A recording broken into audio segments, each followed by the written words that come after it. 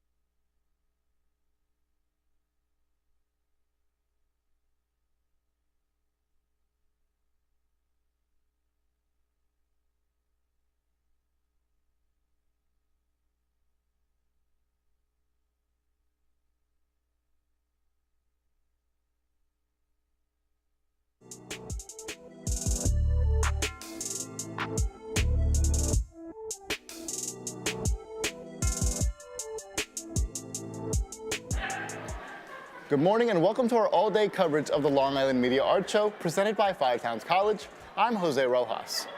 More than 350 school students from 25 high schools across Long Island are currently arriving on our Dix Hills campus for interactive seminars and an awards presentation. This year's keynote speaker is Kyle Finn Dempsey, who is a filmmaker, photographer, and digital storyteller. We'll take Kyle's presentation live from the PAC Center at approximately 10 a.m. He'll also join us at the interview desk during the 12:30 p.m. show.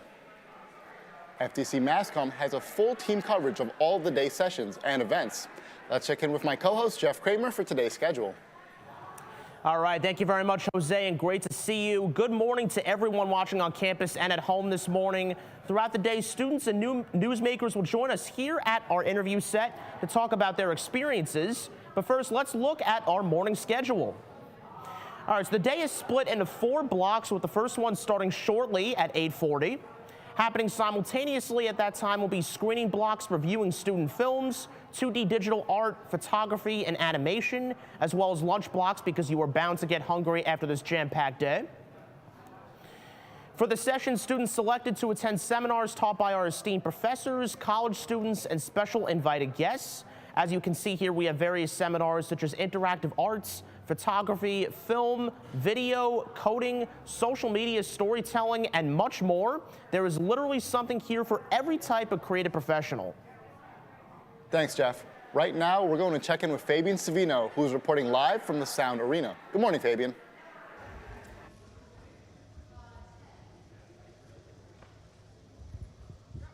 Good morning, Jose. Thanks. Good morning, everyone, on this beautiful Friday morning from Dix Hills, Long Island, the much-anticipated Long Island Media Art Show. Over 500 high school students will descend on Five Towns College today. And right now, we're joined by 2 of those high school students. Good morning, guys. Please tell everyone who you are, what your name is, and where you're from. I'm Jack, and I'm from North Babylon High School. Cool. My name is Nicholas Cosco-Jagata. I'm from North Babylon High School as well.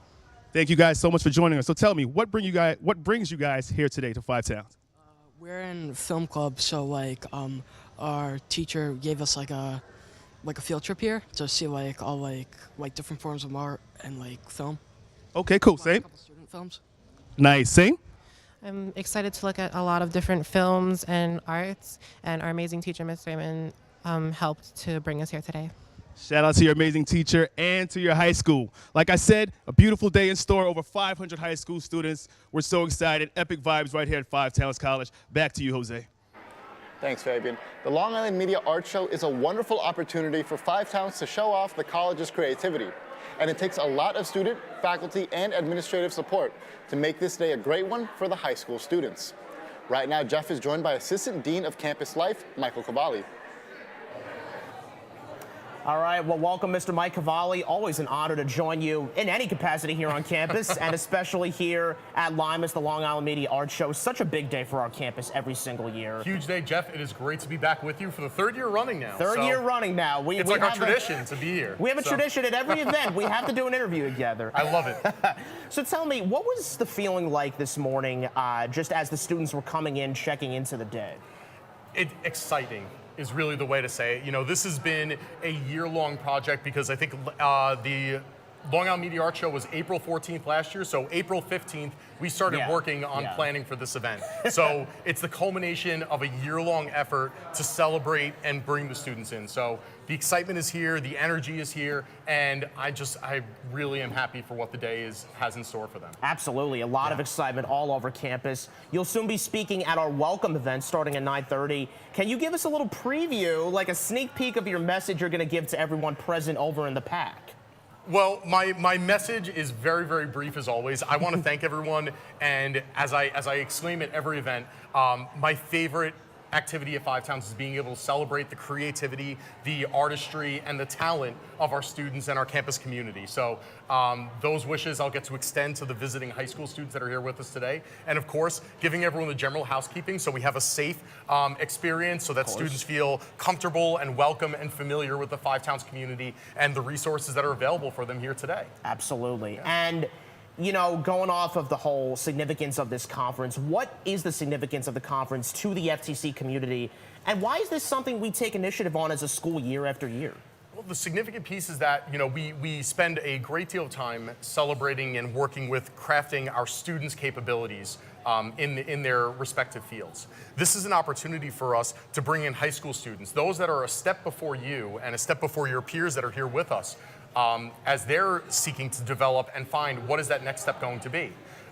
We are embracing and showing the notion that Five Towns can celebrate and be a part of your educational journey and your career development ahead, but letting them know that there are pathways, voices, and perspectives that are within the college and beyond the college that you can consider and be a part of. So we're bringing together students from high schools across Long Island to be able to celebrate and share in that mutual experience. And now artists from Mineola High School will get to meet artists from Long Beach High School that they may otherwise not have had the opportunity to get to interact with and spend a day with in the shared environment. Yeah, it's certainly very cool. Students from high schools all look around Long Island can interact and meet each other in this great day. So, well, Assistant Dean for Campus Life, Mike Cavalli, once again, always a pleasure to have you on our interview set. Jeff Kramer, always a pleasure to be here with you on this set. All right, well, enjoy the day, sir. You too. Back to you, Jose. FTC MassCom will broadcast live shows at the top and bottom of each hour, with the last show at 1:30 as the conference ends and students depart Five Towns. The FTC Soundstream will also be on air live throughout the day with updates, interviews, and a little music. Here's a live look at the team in the Gene Free Studios. Let's take a listen at Good Morning FTC.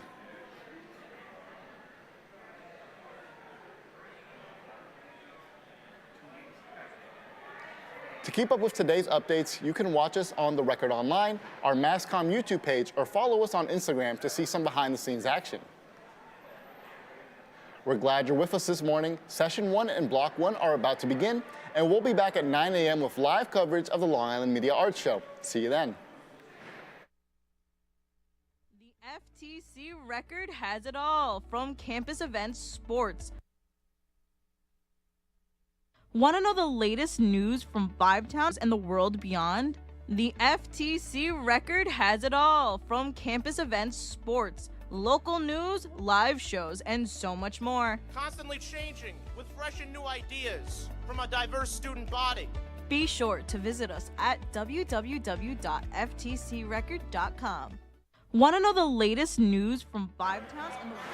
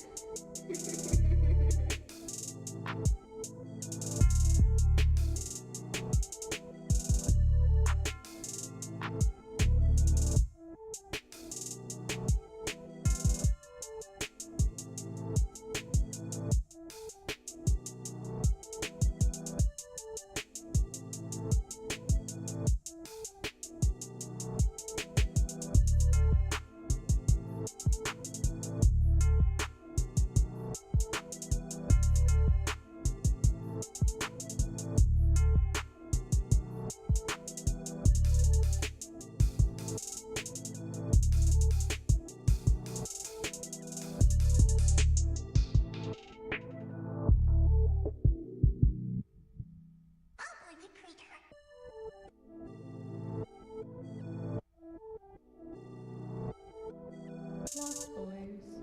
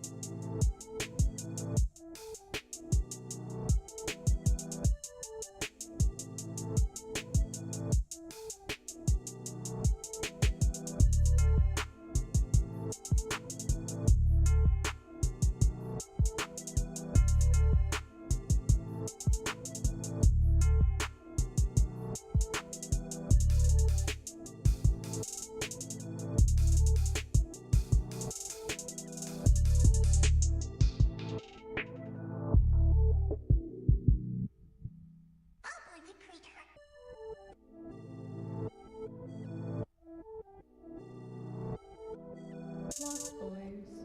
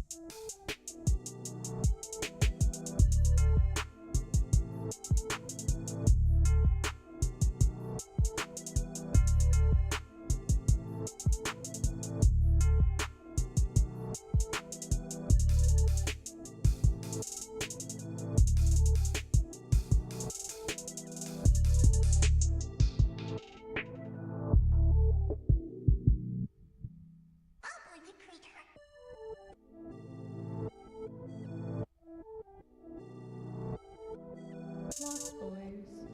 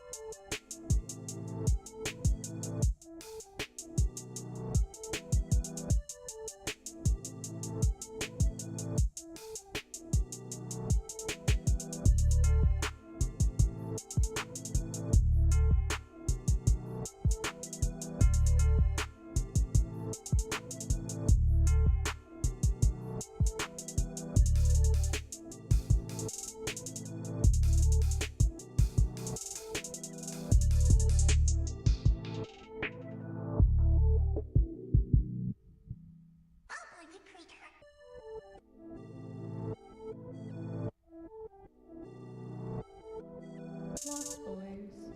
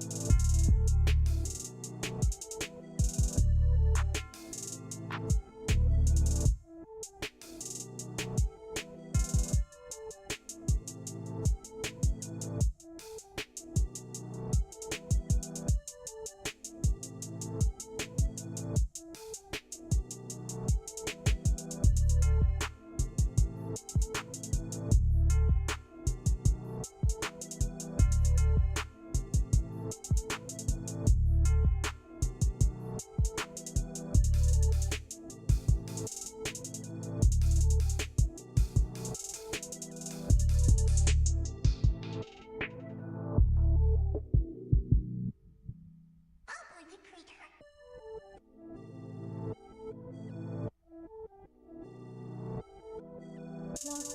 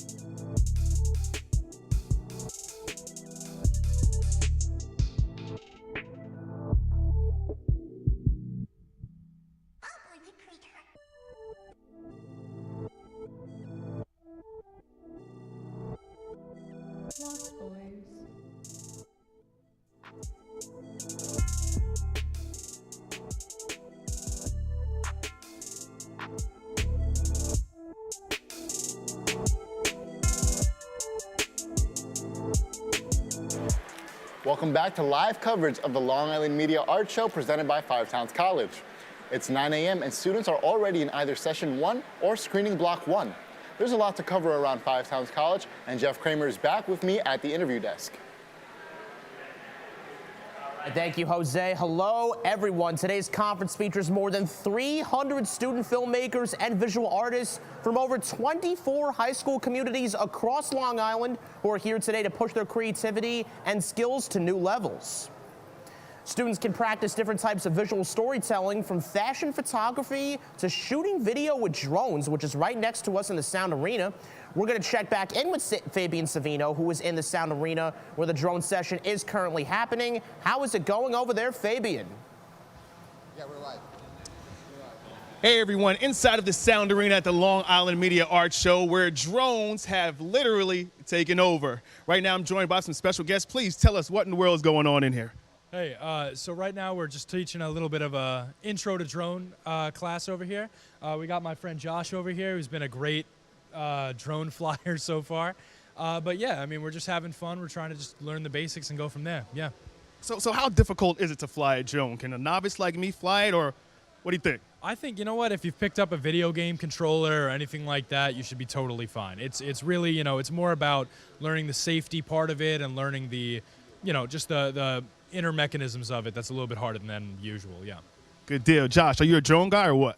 Yeah, I have one at my house, so I use it sometimes, but I get some shots. Sweet. Epic vibes right here inside of Sound Arena, where students are making their way inside to check out the drone experience. Back to you guys in the studio. Thanks, Fabian. FTC Film Department Chair Colin Hickey will join Jeff on the set in the 10:30 show to talk more about the drone workshop and the high school student film submissions. In addition to film, students were able to submit photography, 2D digital art, and animation for consideration in the Juried exhibition. Reporter Stephanie Schneider is in the gallery with Gianna Kokar from Long Beach High School. Good morning. I'm here at the Long Island Media Art Show at Five Towns College. We're right outside the studio where the students have finally come in off the buses. I'm here with Gianna from Long Beach High School. Gianna, did you submit anything to the show this year? I did, but I think I forgot to give permission to show it, so I don't think it's gonna be shown. What did you submit? It was like a PSA. It was about doing drugs and suicide and stuff, so it was kind of heavy. I didn't have a lot to work with because my old project was a mess, so I had to do it. I did it actually the night before, but then I filmed it the wrong way, so I did it the morning of it was due. Not a good idea. Are you excited for the show today? You excited to look around the school? Anything you're looking forward to in particular? Oh yeah, I'm looking forward to these sessions. One of them is about animation and rigging and stuff, so I'm really excited for that. I couldn't sleep last night. I was so excited, and I woke up at 5 today, just real full of energy. That's awesome. Thank you so much for your time. We have more students coming in. It's going to be a busy day, a fun day. I'm Stephanie Schneider. Back to you in the studio. A lot of planning goes into the Long Island Media Art Show, and our very own Thomas DeSalvo dove deep into what it takes to make it happen. Let's take a look. The Long Island Media Art Show gives Five Towns College students valuable hands-on experience in a live production environment. The full-day event is fast-paced, with students using the latest technology coming out of the broadcasting field. Mass comm's role adds to the overall conference. So you're exposing their art to a bigger community that in the field, which is a tremendous opportunity for those students. And by also then having our conference where they all come here and get to meet these people face to face, they're sharing with a larger audience, which is an amazing opportunity for them. Putting on a big production like this takes a lot of time and effort, not just for planning and making the event, but for broadcasting it too. We had some students today during our Lab 4 class that I TA. They were making some graphics that we're going to use during the show. They were looking through the booklet that they're going to give out, and they're practicing making graphics and using the branding to make things that we can use for our production on Friday. In addition to the coverage on the YouTube live stream and the FTC record, FTC reporters will also be broadcasting from the radio station on the FTC sound stream. It entails going over, the events for the day, the different things during the different blocks, seminars, and what's going on in the gym, but also interviewing people around campus, whether they'd be high school students or staff like Michael Cavalli. The Long Island Media Art Show is a true professional learning environment for both the high school and college students. This is Tom Sasal reporting. Media experience can advance their skills this coming summer. In the Five Towns College Summer Scholars Program, students can earn college credit and learn resume building skills. Scan the QR code for more information. Now let's check in on our friends over at the FTC Soundstream. Husky like much in this, you must be nuts, right?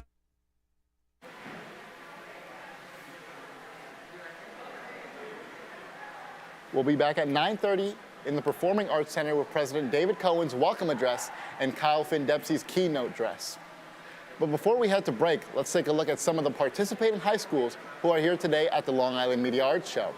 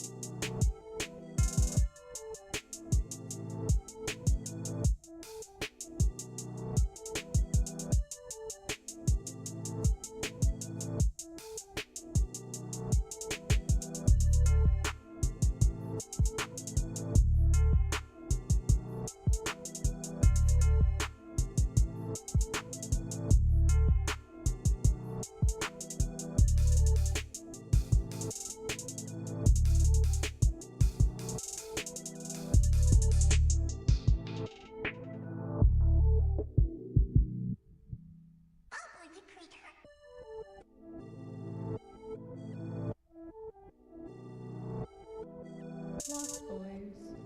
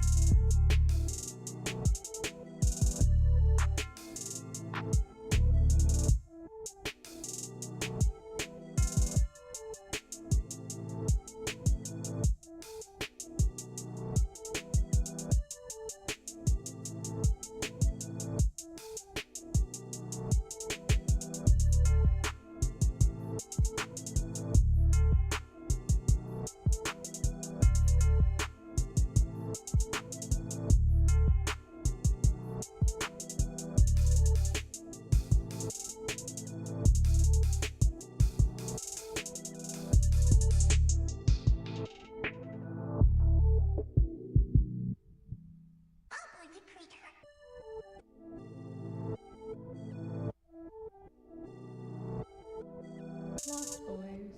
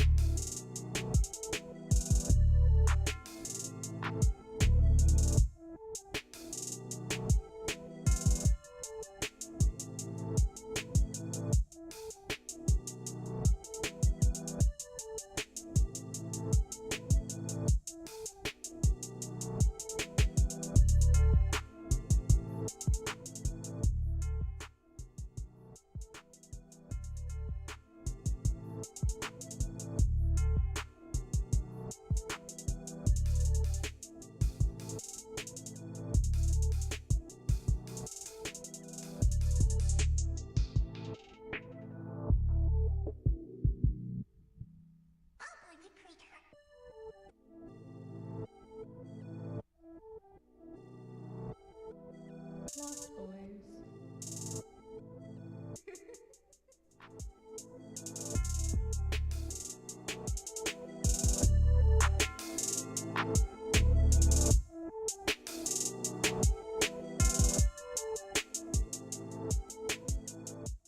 Good morning and welcome back to your all-access live coverage of the Long Island Media Arts Show, hosted here at Five Towns College. I'm your host, Jose Rojas.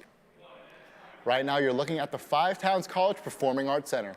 Soon, Five Towns College President Dr. David Cohen and his administration will welcome the high school students from around Long Island, followed by the conference's keynote speaker, Kyle Finn Dempsey, who will take the stage. The Long Island Media Arts Show welcome address starts now. So far. There we go. All right. I hope you all enjoyed the first session block. For those that got here and have participated, for those that are just arriving, welcome for joining us. And we're very excited to welcome you all to our keynote session and award ceremony for the next piece. I want to take an opportunity to say how very exciting it is to have you all here to participate with us, to invite you into our hallowed halls in celebration of creative talent, of artists, filmmakers, animators, photographers, designers, in each of the ways that you are able to express your creative talents here to be a part of our community today.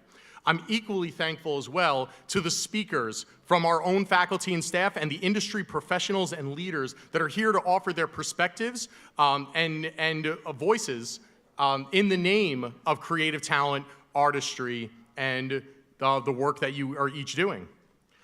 So just before we kick off our next session, I want to take the opportunity to go over a few housekeeping notes with everyone today. First and foremost, if you're in need of assistance throughout the event today, if you have any doubt, shout us out for it. Anyone you see who's wearing the same gray t-shirt I am, that you see right now, those are members of our staff, students, and faculty. They're our volunteers for the day. If you have any questions, if you need direction around the building to find anything, feel free to call us out. Next piece. Please remain within the building. All of the sessions and activities are taking place within this very building right now, so we will ask that you refrain from going through the exterior doors. That said, if you need some fresh air, you're welcome to enjoy the courtyard that's right adjacent to the cafeteria, just outside of the theater here.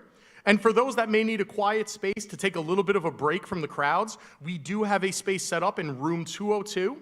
That's in the same area. It'll be marked on your map, and you'll see that in the same area as our educational workshops and sessions. So again, I invite you to take advantage of that space if you just need to take a break from the crowd.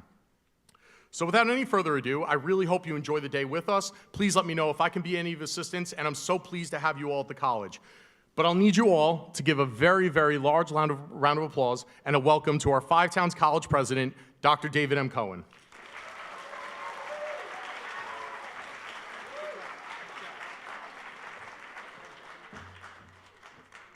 All right, good morning, good morning. Welcome to Lima's, the Long Island Media Arts Show for new and emerging media artists. This is the 31st annual edition of Lima's, and so this year will be our biggest and best, so hold on to your seats. Just by a show of hands, how many of you were here 31 years ago when we got started? There's one, good. Okay. My name is David Cohen. I am the very proud president of Five Towns College. If you have any questions about the show or anything going on today, please don't hesitate to stop me. My time is short, and I have a lot to get through in 4 minutes, so say this with me, and we have a lot of goodies to give away. So, we are Limas. We are Limas. Okay. Each time you say that with me, I'm going to give you something. We are Limas. Okay.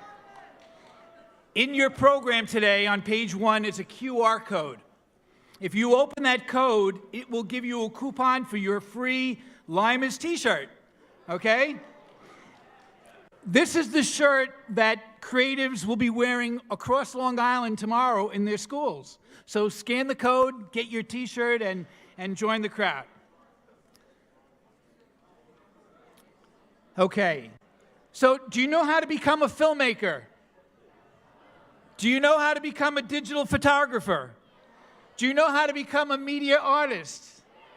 The way you become is you make the decision that you are one, and then you pursue that creative passion that tugs at you. And you decide who you are, not what others want you to be. It doesn't happen to everyone, but if it breathes inside of you, then you are one of the fortunate who have that creative, fulfilling passion, and that is why you're probably here at Limas today. You are a filmmaker. You are a photographer. You are a digital artist. Don't let anybody tell you otherwise. Don't let anybody steal your passion and your creativity or your dreams or your future. And that is the story of Five Towns College. Founded in 1972 in the basement of a church, Five Towns College is Long Island's hometown college for music, media, and the performing arts. Creatives and creative students have come together on this campus for more than half a century. We may not be Long Island's biggest university, but the 700 creative students who form our core would constitute one of the largest creative departments at any college or university in America. With over 10,000 creative alumni, the majority of whom live and work right here on Long Island, Five Towns College has a huge impact on the cultural scene. So if you're interested in pursuing your passion in the arts, I invite you to consider Five Towns College. Rather than talk about it, I'm going to just take you to the shameless plug and the videotape.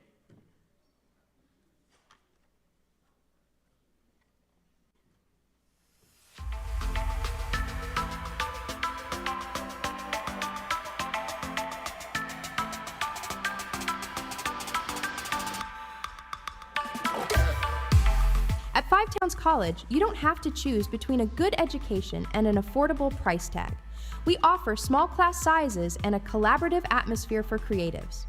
Founded in 1972, the college is regionally accredited by the Middle States Commission on Higher Education. Five Towns College is the only private residential college in all of Suffolk County and one of the most affordable private schools in the tri-state region. Five Towns College offers programs of study in music, audio, business, broadcasting, film production, performing arts, interactive media arts, court reporting, and more. We also offer academic support services to support your education. Five Towns College also has athletics and student activities, including men's and women's basketball, soccer, and even esports, along with clubs, organizations, and student government association.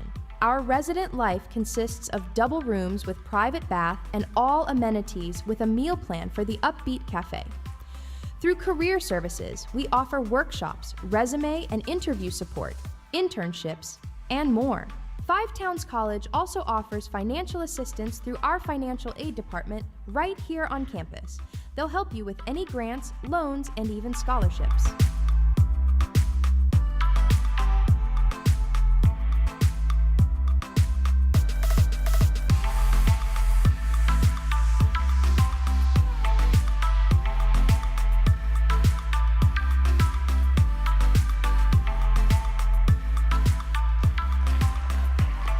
Thank you. All right, I have some things to give away. So we are Limas. We are Limas. Okay, check us out. No strings attached. I told our vice president this morning that any high school student here at Limas today can take a summer course through the Summer Scholars Program at Five Towns College this summer for $495. That's a fraction of what it normally takes to earn a 3-credit course at any college. And so I'm going to do one even better because I'm so excited about Limas, and I'm sorry to the vice president that I'm doing this. If you take one course, we'll give you the second one for free, okay? And we're going to call it the Trout and Coffee Scholarship. Okay. Why?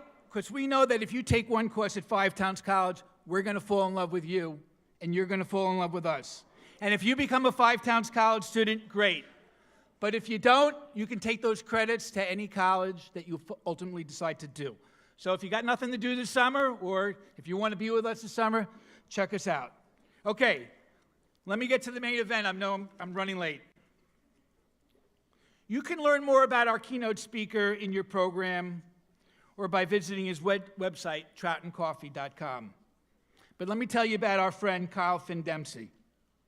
Kyle Finn Dempsey is a filmmaker, a photographer, and a digital storyteller known for his breathtaking visuals that capture the essence of nature, adventure, and rustic living. Through his unique cinematic style, he has built a devoted following of hundreds of thousands of YouTube subscribers every month, transporting audiences into dreamy landscapes and cozy retreats while mastering the art of visual storytelling in this digital age. His work has been featured across the major media platforms, inspiring creatives to embrace authenticity, craft compelling narratives, and to turn their passion into a career. His adventure into media began like you in high school when he made his first couple of YouTube channels in 2009 as a place to funnel his creative energy. After graduating, he bounced around at a few different colleges. He should have come to Five Towns, but he didn't know about the Summer Scholars Program. Before he landed somewhere else, and he did earn a degree in creative advertising. After graduation, he interned at a small production house before landing a job as a cameraman at a local news station working overnights. It was in that small editing bay before a live broadcast that he came up with his own personal brand, Trout and Coffee. In time, he got fed up with his $11.50 an hour job and set off on a cross-country trip that changed his life. He started producing his own series to air on his own YouTube channels. He wrote, filmed, acted, and posted one video per week for 10 weeks in 2015. Those early adventures barely got any views, but the trip changed his life by scratching what he calls that never-ending itch to create something from his heart and to share it with the world. I could take you through all the things he describes on his homepage, troutoncoffee.com, but suffice it to say, Kyle came to embody what every young creative sitting in this room really seeks. He took everything he learned, he rolled it together with passion and love, and created a YouTube channel that reflects his own personal aesthetic. But the real story that we want you to take away today is that he built a business that allows him to do it. And along the way, he earned the freedom and the independence that every young college student seeks today, to live a life that is fulfilling, exciting, fun, interesting, and financially rewarding. And that is what he's going to talk to you about today. So my fellow creatives and digital artists, it is my distinct pleasure to introduce you to our very good friend, Trout and Coffee founder, Mr. Kyle Finn Dempsey.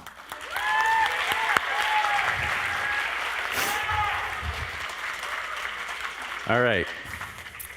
How many of you guys out there want to be your own boss one day? Raise your hand. I can barely see, but it looks like a lot of you.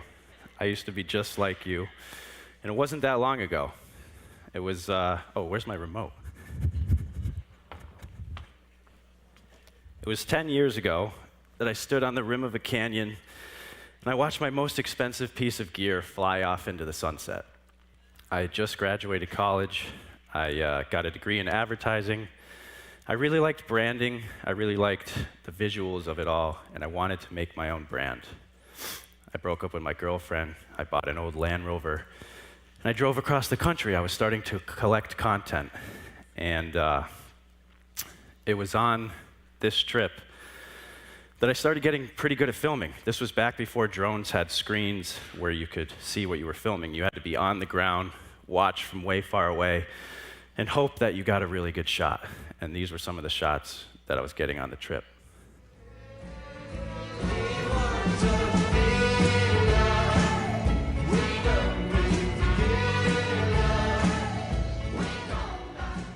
So it was like a huge feat to keep the rover in the frame for the shot. And I realized that I kind of had a knack for it. And so I was like, maybe I'll make a production company that does outdoor films and sells merchandise. I didn't quite know what it was, but I was out there collecting content. So I'm on the rim of the canyon, my drone flies away. I'm kind of crushed, I'm hurting, it was thousands of dollars. But I had done a few internships after college, made a little bit of money, invested it in gear, and I had a backup drone. I lost all the content on the one that flew away, and I missed the beautiful sunset in front of me, but I wasn't gonna leave there empty-handed. Took my backup drone, launched it out, could see that it was kind of getting lost in the clouds. I hit return to home, it always comes back. The wind was too strong that day. I realized it wasn't coming home. I had just lost 2 drones back to back, thousands of dollars. I had no job, no money, no clients. I fell to my knees and I cried. Like I really cried deep. This was my dream. I wanted to bring a company to life. I had put everything into it and it had just flown away from me. I knew that while this battle, you know, I couldn't keep going at the moment. I had to retreat, but it wasn't over forever. There was something inside of me. There was a drive, there was a fire, a passion, whatever you want to call it, and I trusted in it. I knew that even though it didn't work out right now, it wasn't over forever. And so I went home, I started looking for a job. I got a job at a local news station. I was the cameraman, and I learned a lot there. I learned to make the ordinary interesting. We'd have to show up on a scene, get maybe 50 different shots. It'd be like a parking lot or a park, something very boring. And I learned wide, medium, tight, and how to get really good coverage of a simple scene. And these are all techniques that I still use today on my YouTube channel. But at this job, there was a lot of downtime. It was really boring in between waiting for sets. And so I was still dreaming about that brand I wanted to make. And I wanted a name that really fit me, that was unique and only mine. I grew up along a river fishing for trout. My dad used to drink really strong coffee, and I really liked those words together. And for the logo, it's what's called a mayfly. It's a bug that trout eat. So I really liked the way that this felt, and when I closed my eyes, I could picture a brand, and I knew that this would probably spark up conversation, because people are like, what the heck is trout and coffee? What does that mean? And so at this job, there was a lot of downtime. I was getting bored. I couldn't use all my creative outlets, and I knew I had to quit. I had to do something else. I went up to the director. I said, I'm not getting paid enough. I gotta leave. He said, what can I do to keep you? I said, well, I'd like to make at least 40 grand a year. He said, I've got people that have been here for 15 years that aren't making 40 grand. I can't do that. And it was in that moment that I knew I could never work in the corporate structure. I knew that I could make more on my own and that I would be happier and not be wasting my time. So I left. I took my last paycheck, traveled across the country again, except this time I gave myself my own job. I wanted to make a YouTube series, make a movie that had really good music and had a good story and a lot of emotion. And I played a bunch of different characters, shot all over the country, did 10 episodes, made it so that I would edit in hotel rooms and post on a weekly basis. And I had a lot of fun. It was kind of goofy. I played all these different characters. Here's an example of a scene from that. You're working for me, and you're gonna make me a lot of money. I'm not gonna work for you, and I'm not selling you anything. There's nothing you can do to make me. Oh, we'll see about that.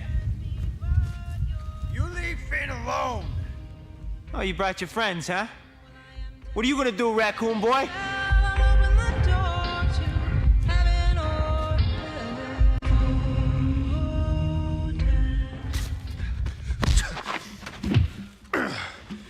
So the story was just my own story. It was about a guy who wanted to be a photographer. He's guided by an old sage. And along the way, Hollywood's trying to buy his soul. And it was a very simple story, and I realized that the audience on YouTube was very highly engaged. Not a lot of people watched this. I didn't get very many views, but the people that did were really invested. And it was on that trip that I realized my content was improving. I was getting better at compositions. I was getting better at color editing and all that. And it was because I was out shooting every single day. It was all that I was doing. It was all I was interested in. But nothing happened from the YouTube series, and so I had to go home yet again and get another job. This time I got a job at a local pasta sauce company. And the owner was one of the most hardworking people I've ever met. It was a very small business, family run. I was his right-hand man. He taught me all about the back-end boring stuff of business, like making an LLC, payroll, taxes, all the stuff that is very necessary, but not very fun. And he was really inspiring to be around. He worked so hard. And in the background of that job, I continued photographing every single day, posting on Instagram.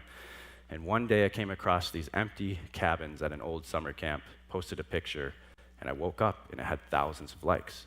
And this was a long time ago, almost 10 years ago, before there was much going on Instagram. So I thought, okay, this is an empty room. What if I set it up and made it look super cozy and nice? So I went and got all of my props, came back, set it up, posted that photo, and it got like 10,000 likes by the time I woke up. And I thought, holy smokes, I might be onto something. And this was in the very beginning of like the cabin porn days where people were really into the rustic outdoor scenes and all that.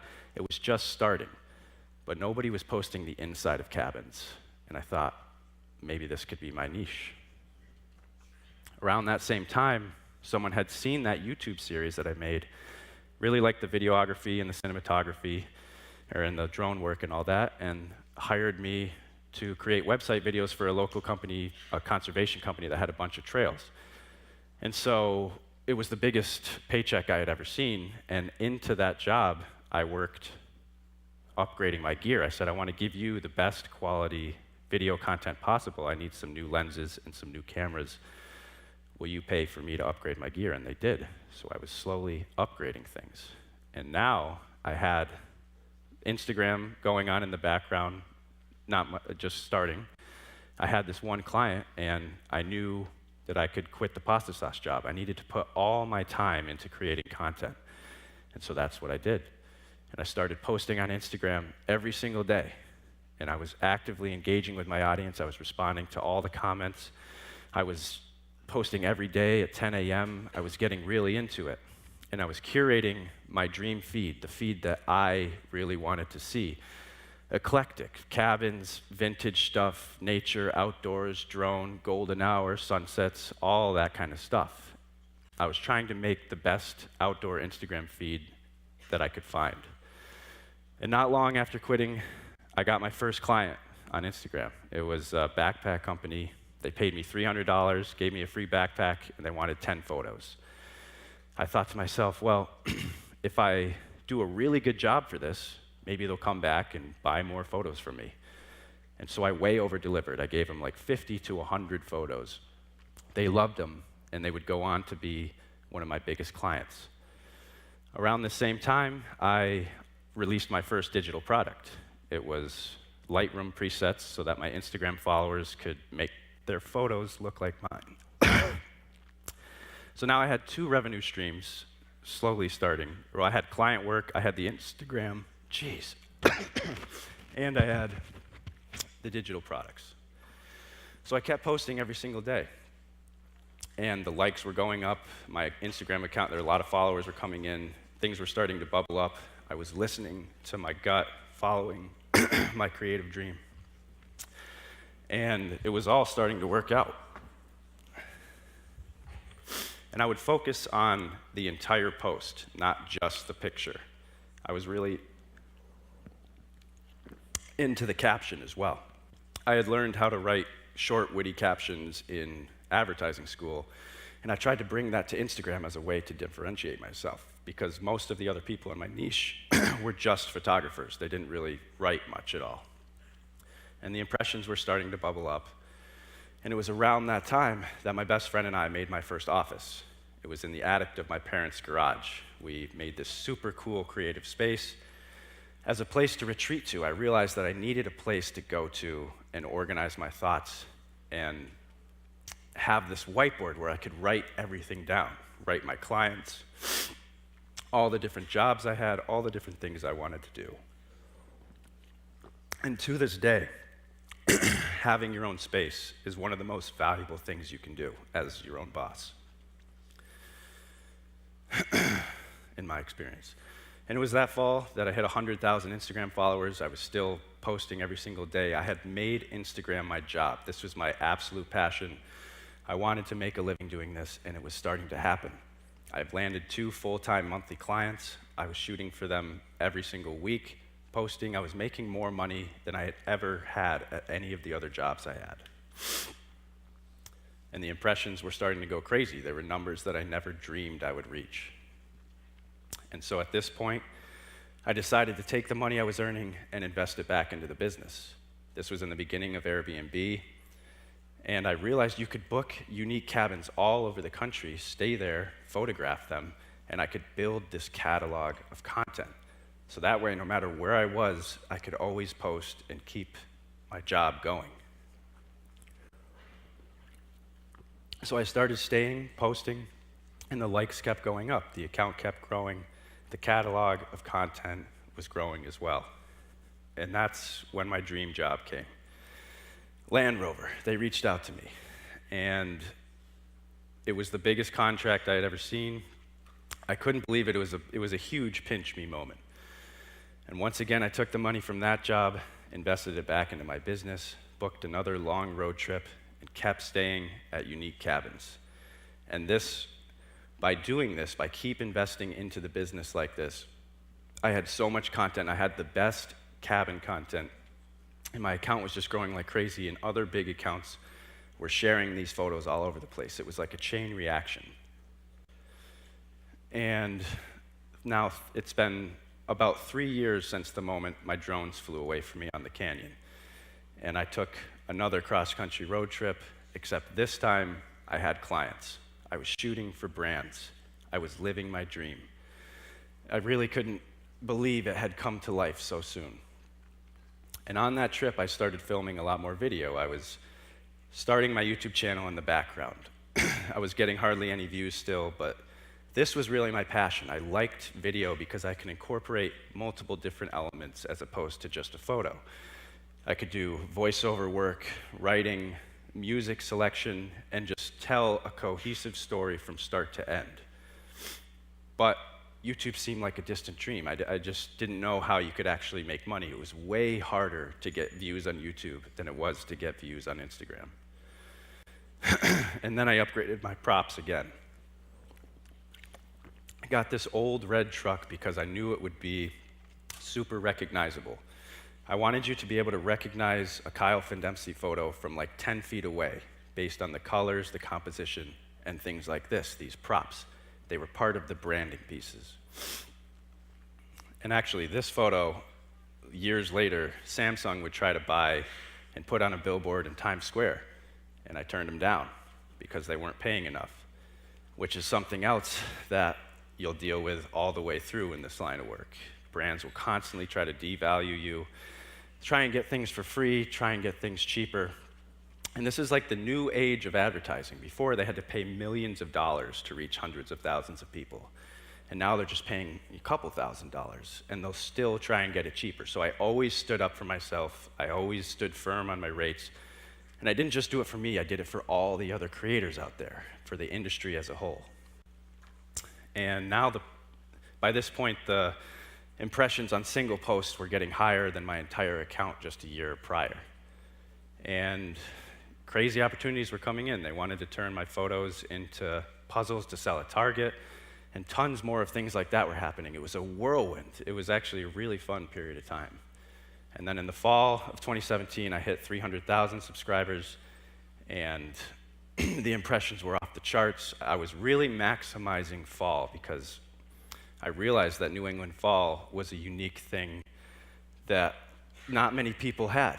And I always rolled with the seasons through my content. It was part of the brand I was building. And every fall, I would grow like crazy. But then my whole life changed. My entire career turned.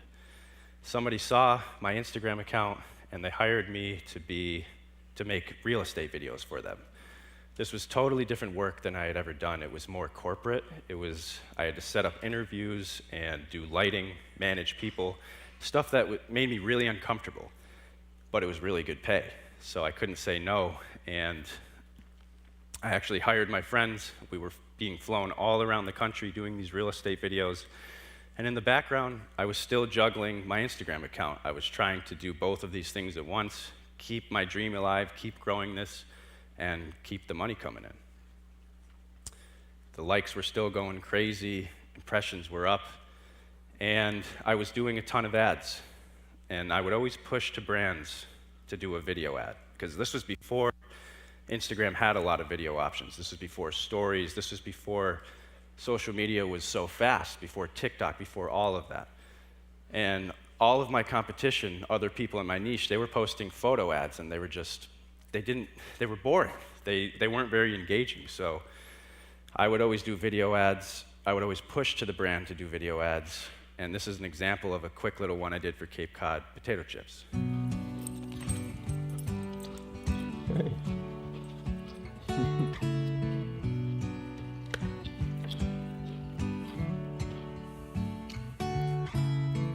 Super simple, but way more engaging than a photo ad. You not only get the dog coming over to me showing affection, you get the crunch of the potato chip, you get the sound of the peepers, you get a moment in time that someone can transport themselves to. And so I would always push for that because I thought it was the best content possible. And then in the fall of 2018, I upgraded my props yet again.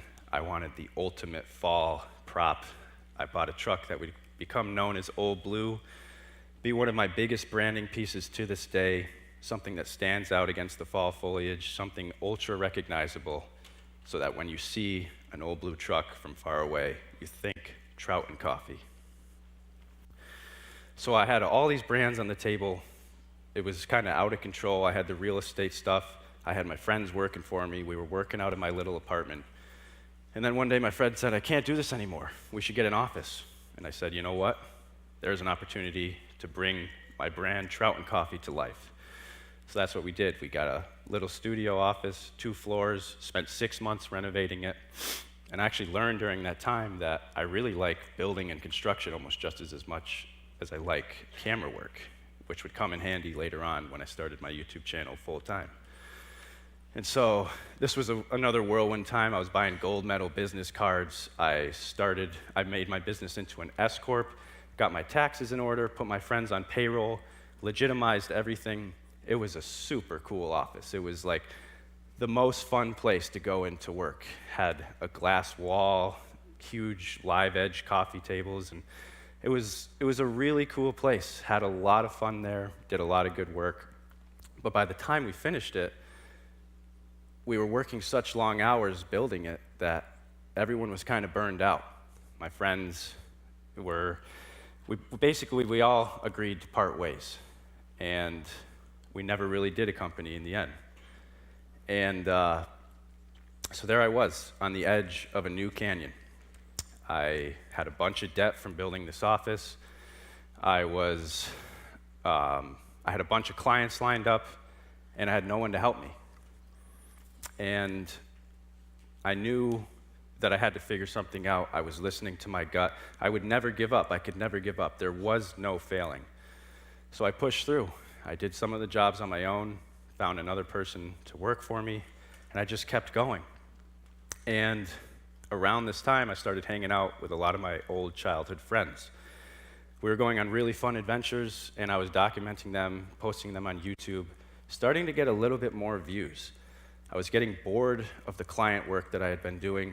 It just was creative. It was draining. It wasn't creative enough. The videos were more corporate. Instagram had taken a back seat, and I needed a new outlet.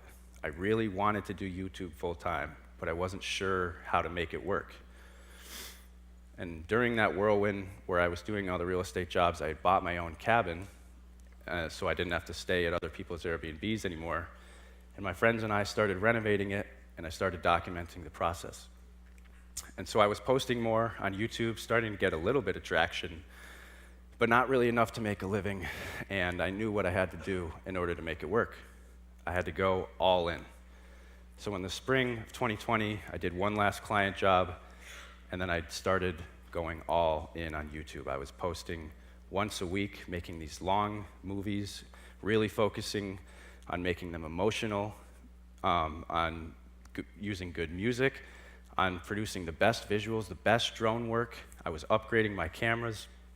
I was doing everything I could to make a very unique show. And since it was 2020, people were really turning to YouTube, and they were starting to tune in a lot more. But I wasn't making any money off of YouTube itself, not enough to survive. So I made some merchandise, made it from scratch, started selling the merchandise along with the YouTube channel.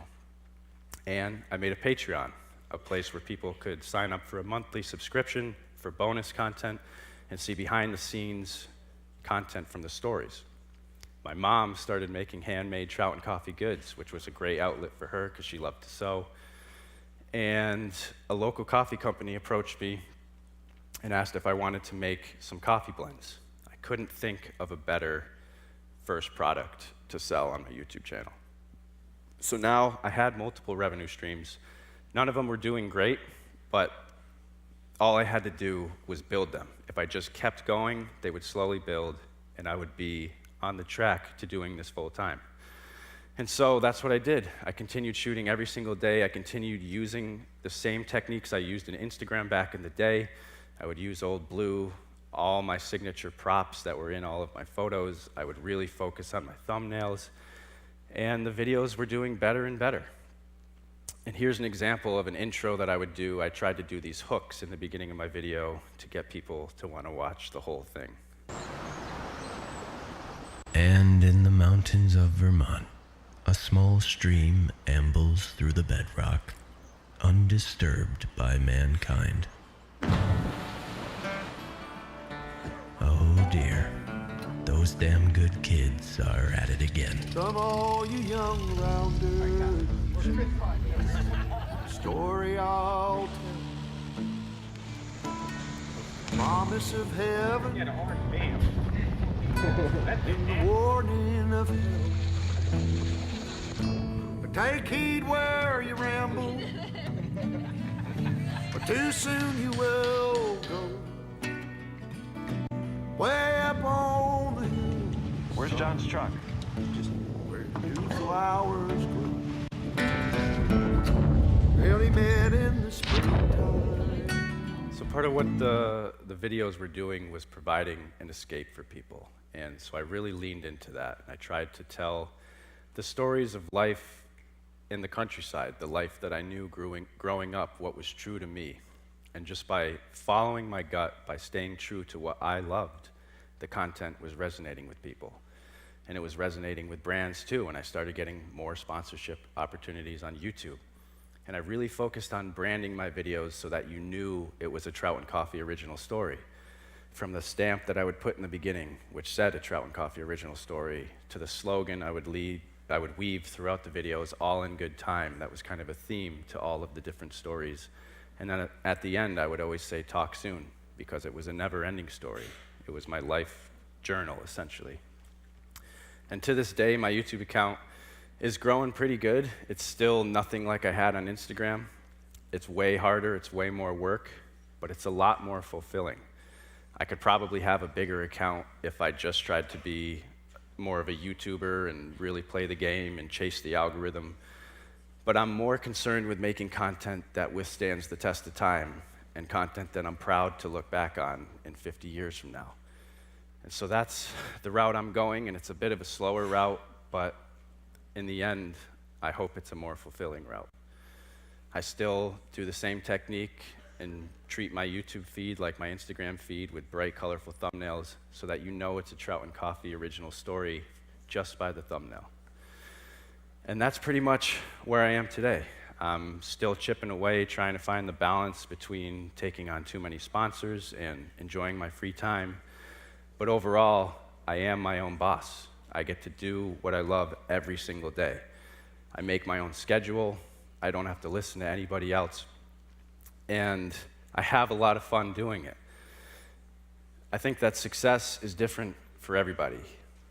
You don't really know what level of success or where you want to be until you go out and do it. You have to just start, and you have to chase it relentlessly with everything you have. You have to make it your job. Whatever your passion is, make it your job in your head, whatever it takes. And no matter what, the thing that matters more than anything else is how deeply you believe in your dream. That is what other people can feel. Thank you.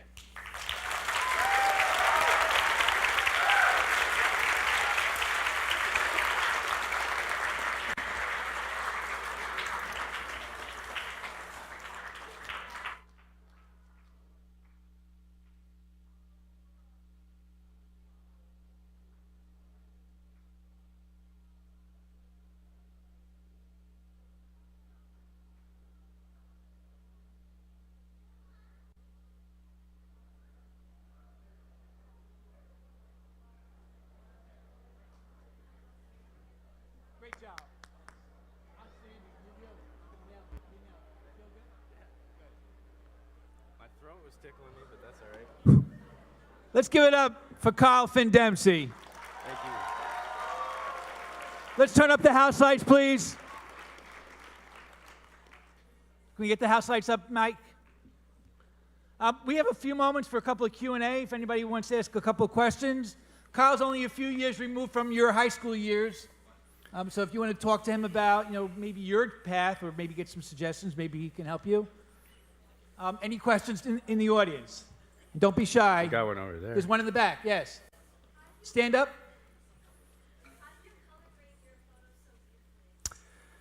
Well, I used to study other artists that I liked on Instagram, and I would just put their photo up on my screen, go into Lightroom, and try and copy them. And then that's kind of how I started. And then over time, just kept developing it. And I would watch tons of YouTube videos on color grading. I pretty much learned everything I know about photography and filmmaking on YouTube. Okay, other questions? Yes. Can you stand up?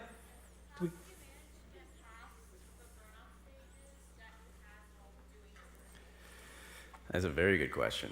I actually just went through another one. Burnout stages are a chance to slow down. You have to slow down and recalibrate. And I think what gets you through them is the trust in yourself. You know that you started this for a particular reason. That's what you're passionate about. And you might have got caught up in different things along the way, but as long as you trust in yourself, you need to take a break. You need to go on road trips, go looking for inspiration, because it won't always come to you. And a good break is healthy, is necessary for any creative.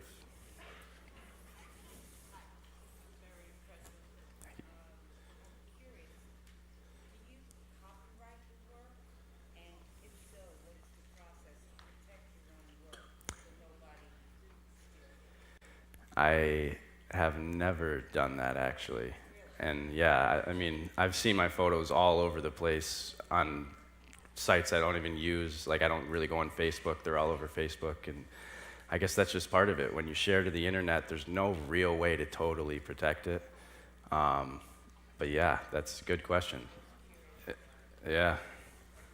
Any? I'm sorry? The first gear, yeah. So actually, my first ever camera was just a small, it's probably like a $500 camera, and my parents bought it for me when I was in college. That's what I started with. And then it was internships after college where I actually upgraded to some pretty significant gear. Okay, any questions over here? Yes, right here. Say again?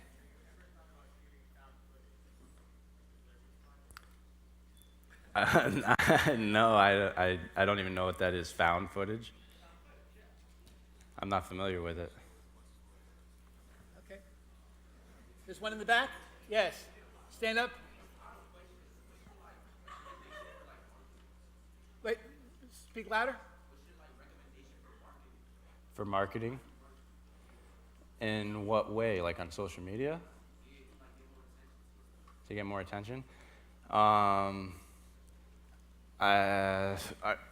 So are you trying to say, like, how do you start on social media?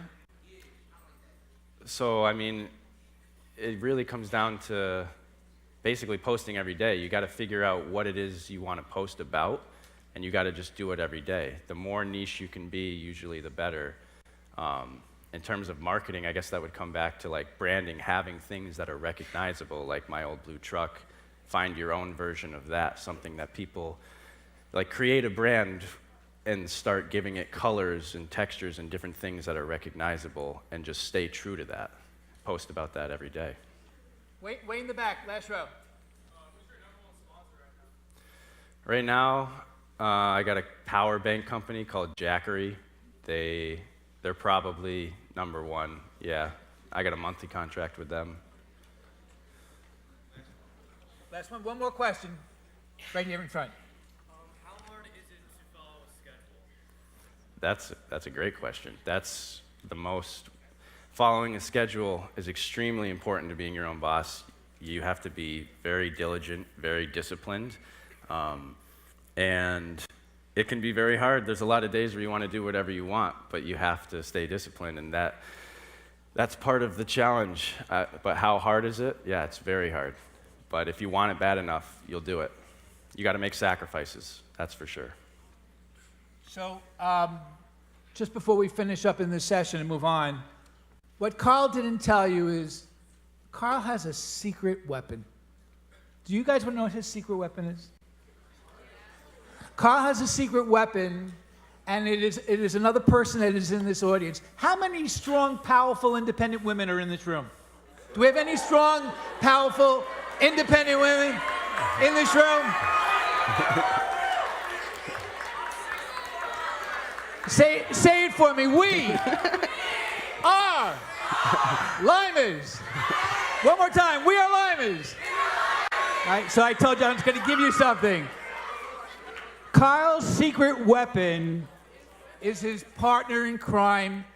Remember the name, Allie Marie Brown. Allie Marie Brown is a strong, independent woman YouTuber too, and you'll learn more about her probably in the future. She's right over here on the left.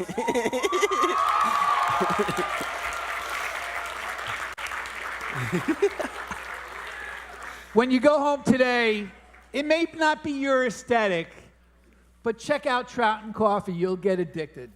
And check out Allie Marie Brown, and you will get addicted. And visit their Etsy store, support their merch line.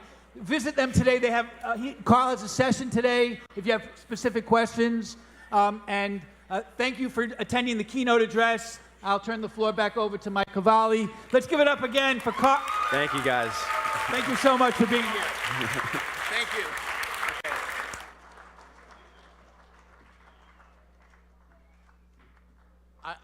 I don't know about all of you, but mentally, I'm living in those those photos. So that's my happy place.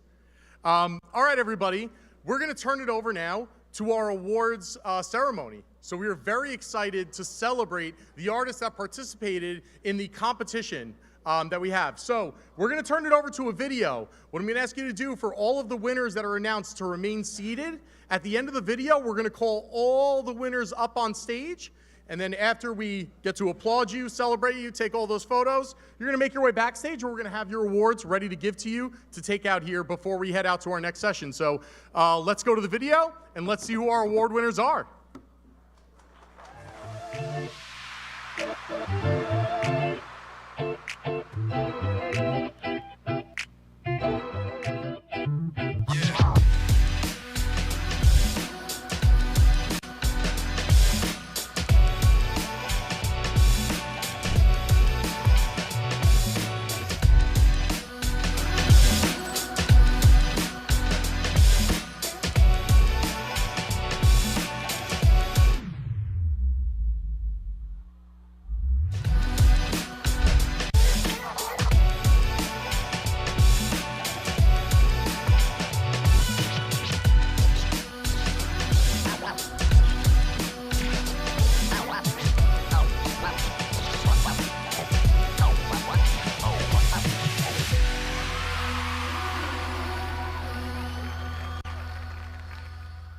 Welcome to the 2025 Long Island Media Arts Show nominations and winners announcement. As the awards are being announced, please stay seated. All winners will be called up to stage at the end to receive their awards. Let's get into it. Here are your nominees for excellence in 2D art representational. Dream Room, Ripley Grass, Patchogue Medford. Girl in the Mirror, Melody Matia, Comac. Intelligence, Josephine Wong, Great Neck South. Bugs, Juliana Darty, Center Moriches. Koi Pond, Sienna Cotone, The Knox School. 16, Zin Naimushina, Long Island High School for the Arts.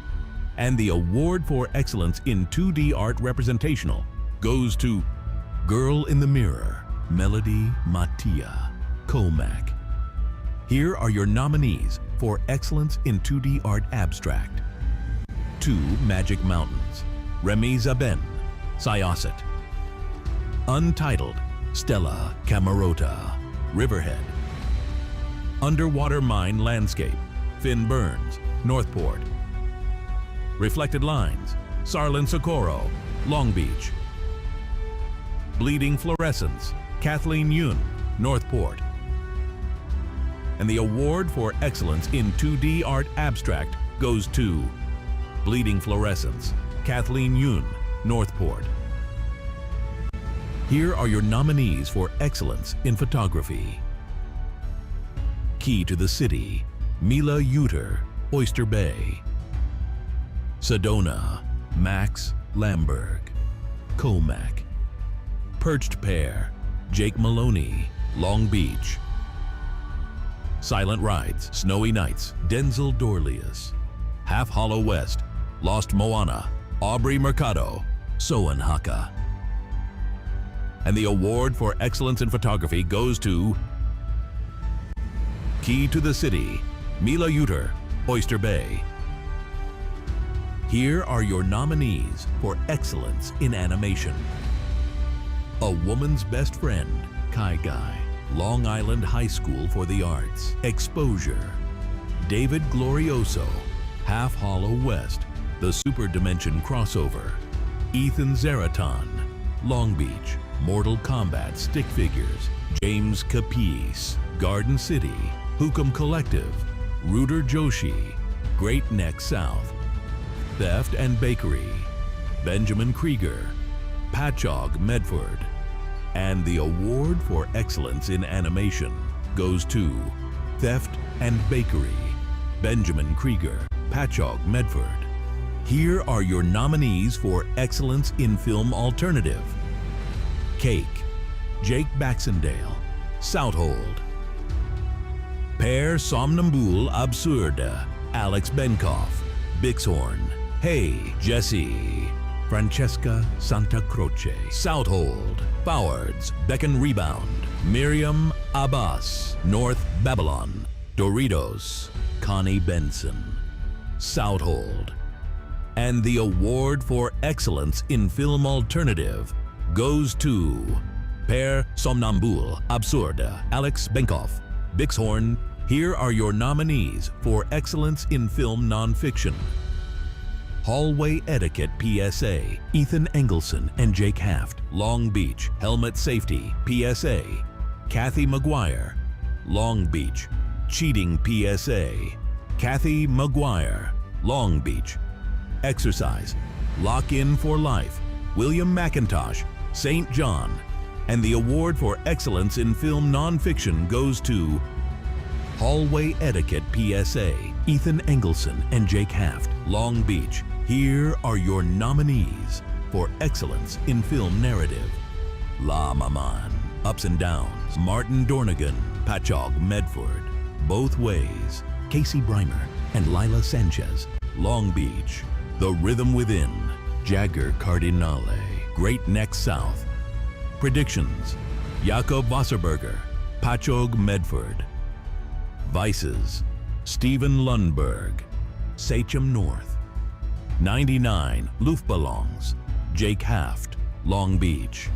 And the award for excellence in film narrative goes to Vices, Marco Lundberg, Sachem North.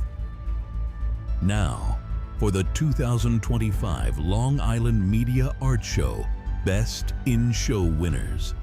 For Best in Show Still Image, Mother in Memory, Jerry Wang, Great Neck South. And For Best in-Show Motion Art, Resonant Harmony Trailer, Nick Myceli, Long Island High School for the Arts. Congratulations for winning Best in Show.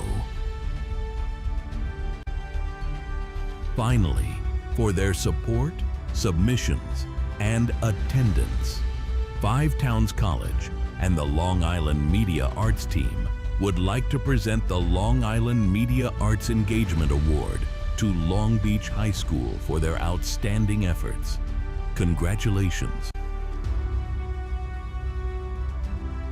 All winners from 2D digital art, photography, film, and animation categories, please come up to the stage to receive your awards and for photographs. Thank you.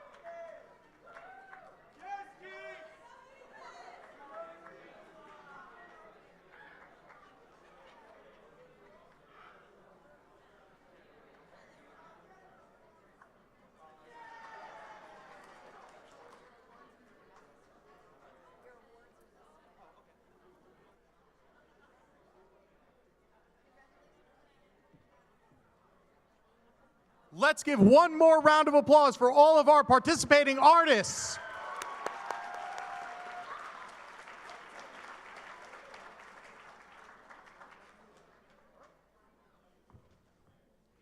All right, everybody. With that, we are this concludes our keynote and awards presentation. We're going to make our way to our next sessions, but we're going to try to do this as organized as possible as we can.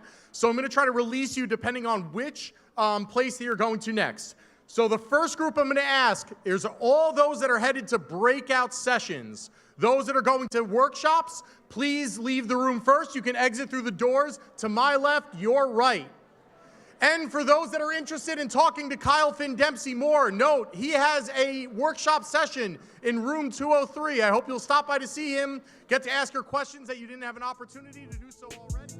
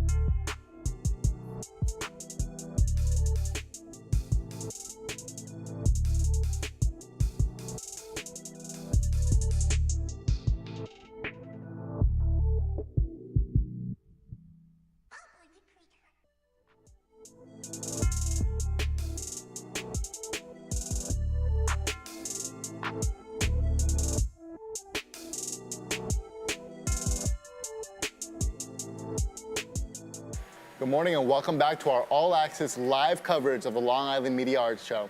We just wrapped up the welcome address from College President Dr. David Cohen and keynote speaker Kyle Dempsey-Finn. The Session 2 workshop and screening block will begin in 10 minutes at 10:40 a.m.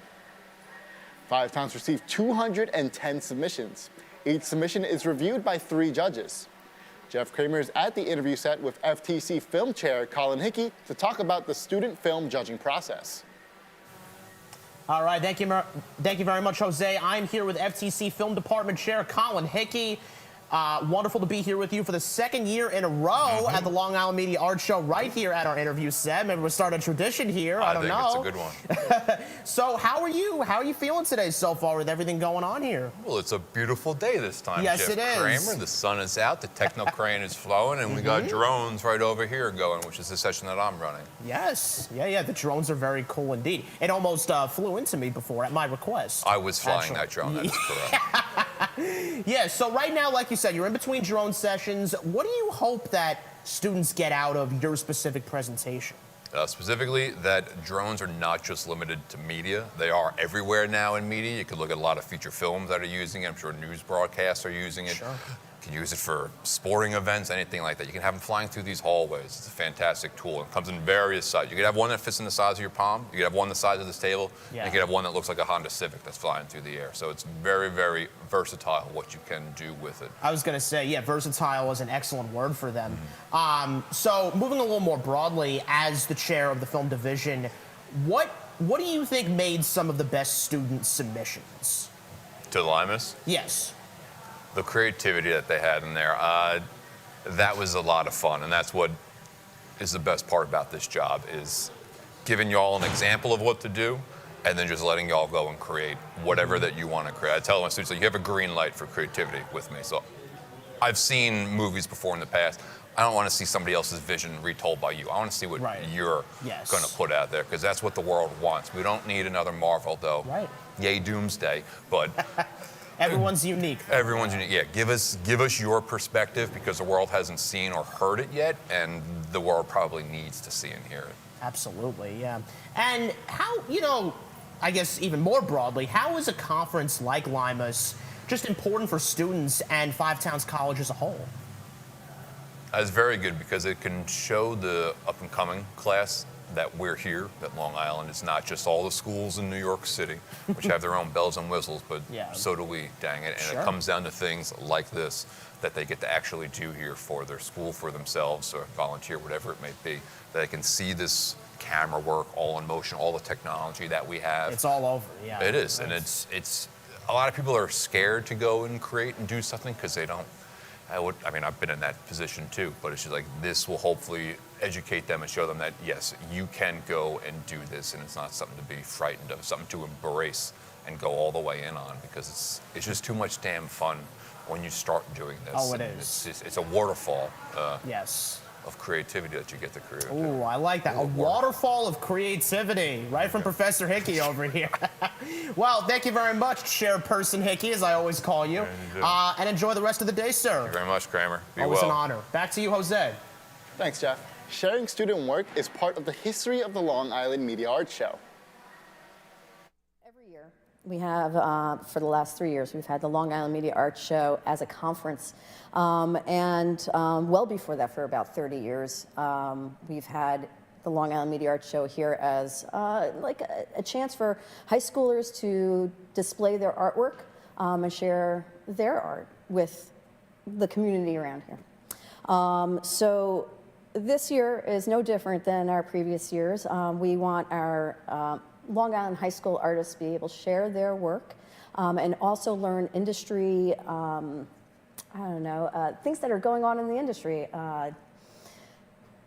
What's happening in the future and what's happening now within like media arts, AI, social media, and more. Technology is at the forefront of Five Towns College. FTC reporter Aaron Jones got a demo of the giant techno crane and the film/TV patio. Live at the TV and film patio. Here with me today is Frank Veltri, and he's one of the operators of the techno crane. What exactly is a techno crane, and what is it used for? The Techno Crane is a crane, believe it or not, for cameras. You put a camera on a mount, the mount goes on the front of the crane, and you can pretty much raise, lower, move it all around. Used in a lot of different films. I think like La La Land, the intro actually, where they're all dancing on the highway. I'm pretty sure they used a crane for that shot where it raises up and goes up. Unless I'm a fool and I'm wrong, but I'm pretty sure I heard that. So. Well, thank you, Frank. It's time to head it back to the guys in Studio 400. Well, that's some camera. Now let's check back in with Fabian Savino, who is live in the Sound Arena. Hey everyone, still on location here in the Sound Arena for the Long Island Media Art Show. Right now we're joined with another very important person who's come to the show. Tell us who you are, where you're from, what brings you here. Okay, so my name is Ryan Mackay. I am a Hicksville High School class of 2025 student, as well as a Long Island High School of the Arts 2025 student. But I'm here for the LIMAS, and yeah, so far it's pretty fun. Nice. What's been the funnest thing for you? What's been the best takeaway? So far, watching the people speak for the presentations, so far it was actually like really awesome learning and seeing what our speaker went through making his career possible, and I hope to do the same. Nice. So tell me, you hope to do the same. Tell me about filmmaking. You told me behind the scenes that you were a little bit interested. Talk to me. So I am a filmmaker with the Long Island High School for the Arts, yes. I do plan on doing sports media, so that is my personal career path, and I hope to make something like sports media more interesting and bring people into that industry, and hope everyone just loves it because I love it and I want people to feel the same joy. Nice. Want to shout out your school? Yeah, go Comets, and yeah, love you guys. Go Comets. Thanks for joining us, Ryan. We're broadcasting here, bringing you live updates and interviews all day long from the Long Island Media Arts Show presented by Five Towns College. Back to you, Jose.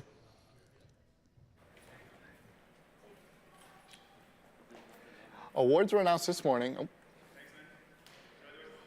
Thanks, Fabian.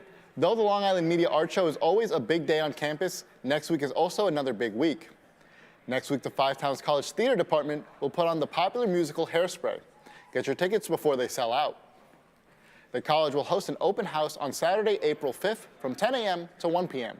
For students interested in Long Island's Creative College, lunch will be served. And on April 11th, interested Mass Comm students will head to WBAB BLI headquarters in West Babylon for an exclusive info session with radio executives and on-air talent. Five Towns professor and station manager Jody Val Amato is a news and traffic reporter with the station. Well, you know, guys, I remember how cool it was last year along with a bunch of our Mass Comm friends to go and see the WBAB BLI radio stations, kind of learn the inner workings of how they operate, so I'm very excited to hopefully go back this year and learn more, especially as a soon-to-be graduating senior. What do you say, Jose? Well, Jeff, speaking of radio, let's take a quick look and listen to our friends who are live on the air on the FTC Soundstream.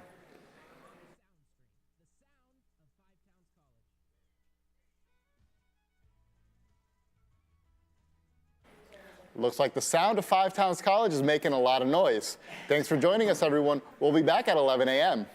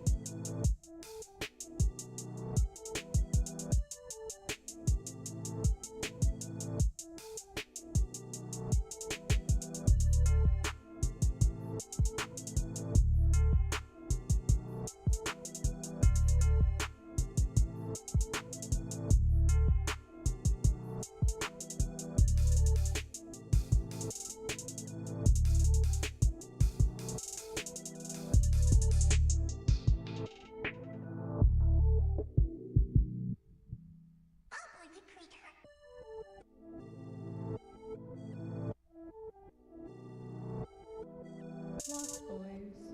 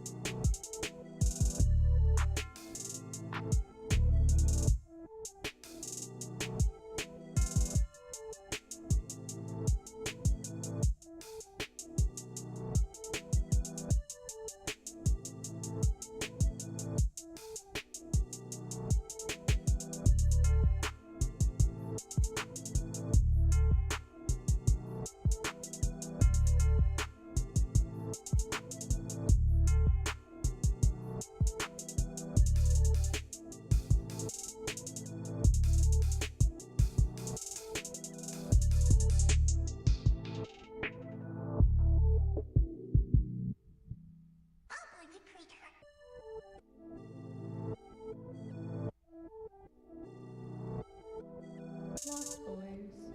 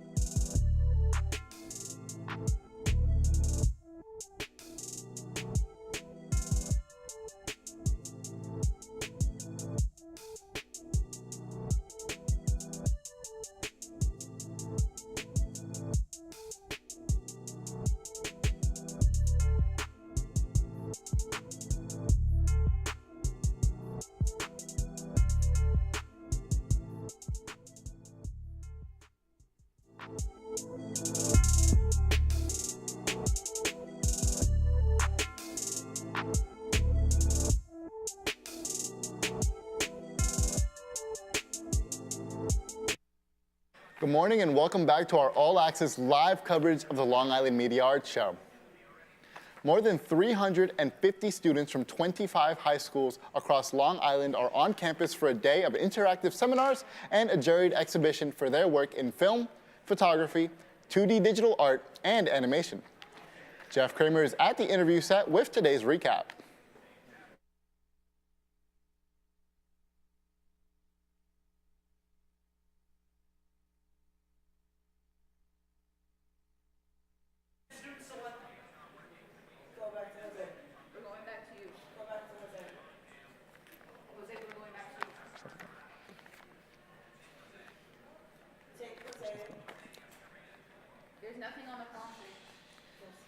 Currently in the middle of session 2 and screening block 2, the first lunch block is underway. For the session, students selected seminars taught by our esteemed professors, college students, and special invited guests. As you can see here, the seminars covers various topics such as interactive arts, photography, film, video, coding, social media, storytelling, and more. There's literally something here for every type of creative professional. Earlier this morning, Five Towns College President David Cohen delivered the welcome address in the PAC Center. Filmmaker and digital storyteller Kyle Flynn Dempsey then gave the keynote address. Do you know how to become a filmmaker? Do you know how to become a digital photographer? Do you know how to become a media artist? The way you become is you make the decision that you are one, and then you pursue that creative passion that tugs at you. And you decide who you are, not what others want you to be. It doesn't happen to everyone, but if it breathes, do you know? Student awards were announced today after the keynote address. Whether you won or not, there's something for everyone here at the Long Island Media Arts Show today. Fabian Savino is back live next to us in the Sound Arena. Thanks, Jeff. We're back in the Sound Arena, and right now we're joined by another one of our emerging media artists. Please tell everyone who you are and where you're from. Hi, my name is Jonathan Diaz-Palacios, and I'm from the Long Island High School of the Arts. And this is my second time coming to the Media Arts Show today. Nice. Second time coming back. What brings you back, and what differs from last year, from this year? What brought me back is, technically speaking, my class brought me back. Okay. And what's different from this year for last year to me is that I'm a bit more organized than last year. Then I rushed to figure out where the rooms are. Nice. Last question for you. What's been your favorite part? So far, everything's been fun. I can't really pick on what to do. What is my favorite one? But so far I really enjoyed everything. Yeah, I can't pick one favorite. Nice, nice. Well, thank you so much for joining us. Lots of action here at Five Towns, the Long Island Media Arts Show. Back to you guys in the studio. Thanks, Fabian. In between sessions, students can pop by some activities that are continuous throughout the day. These stations are a great way to see different parts of the campus and even pick up a busy campus. Let's take a look at what's going on next week. CAB and Career Services will host a resume remix on Tuesday, April 1st during Common Hour in the Downbeat. Wednesday is World Autism Awareness Day. There will be an informational table in the Upbeat on Wednesday. And Thursday is opening night for the Theater Arts Division's Spring Musical Hairspray. The show runs from Thursday, April 3rd through Saturday, April 5th. Be sure to get your tickets. Well, that's all we have from the MassCom Morning Television crew. Our control room team, who have been hard at work since early this morning, is about to swap out with the afternoon production team. Anchors Grace Bonamico, Fernando Gomez, and Daniel Garcia, plus a team of roving reporters, will soon take over here in Studio 400. We'll also be adding some high school students to our broadcast, so the whole MassCom division is looking forward to the afternoon. The show starts at 11:30 a.m. This is Jose Rojas, joined by Jeff Kramer, signing off this great morning at the Long Island Media Arts Show.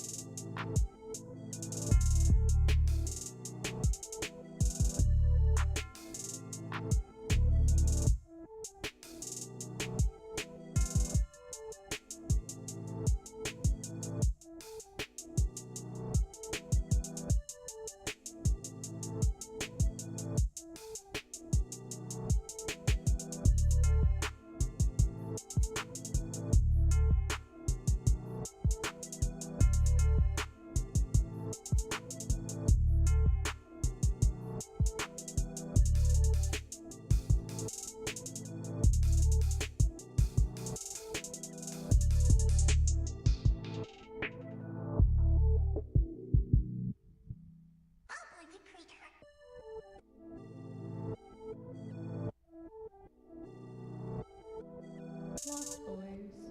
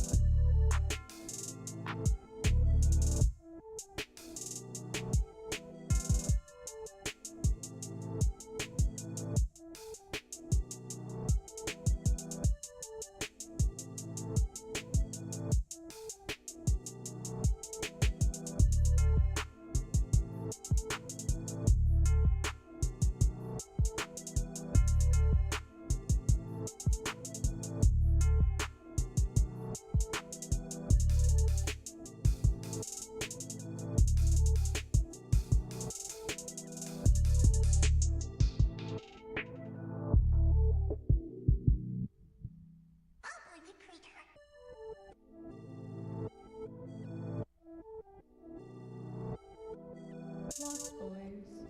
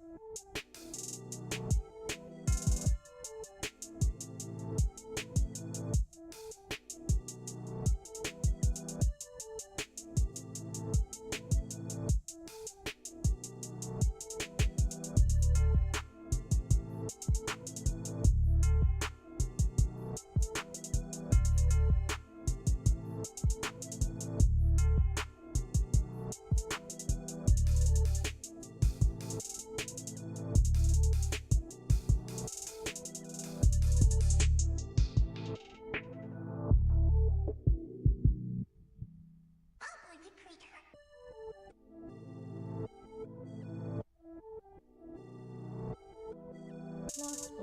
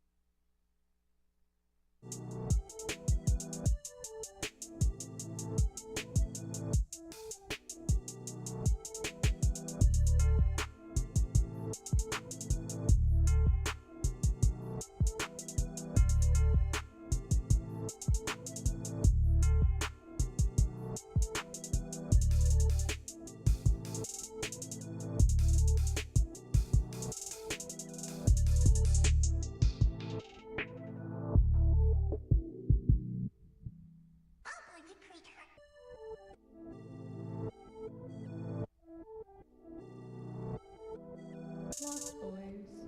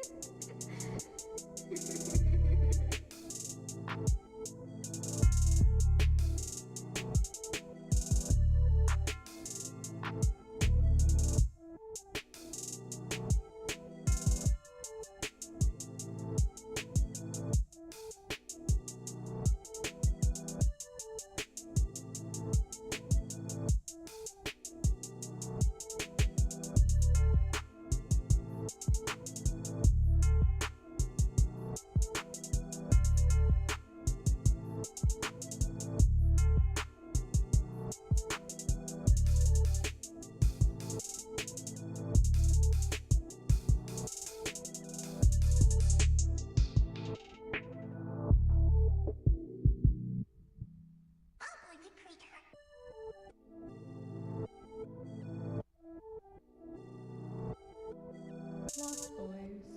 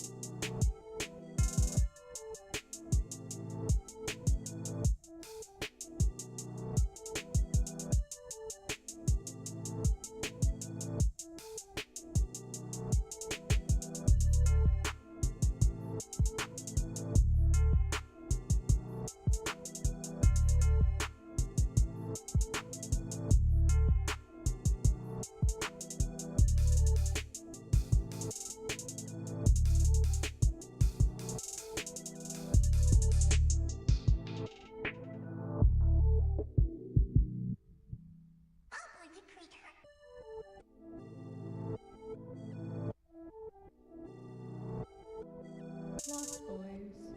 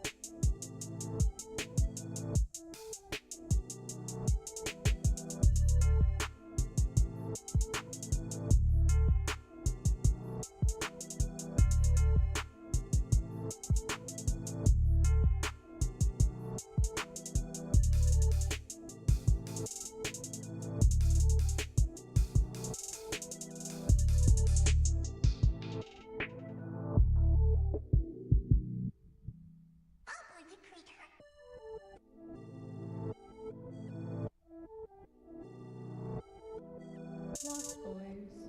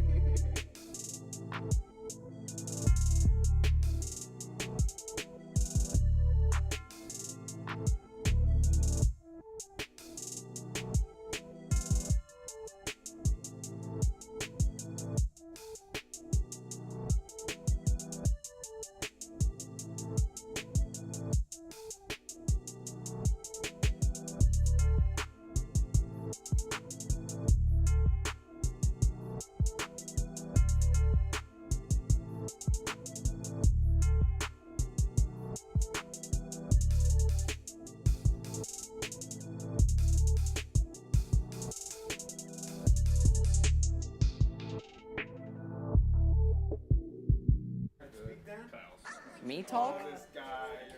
Why me talk? Where's the mic? I'm here on the sea with Drizzy Threes. Oh, I'd have to get upstairs. If it works, it works. If not, it doesn't work. But I have to get up, so.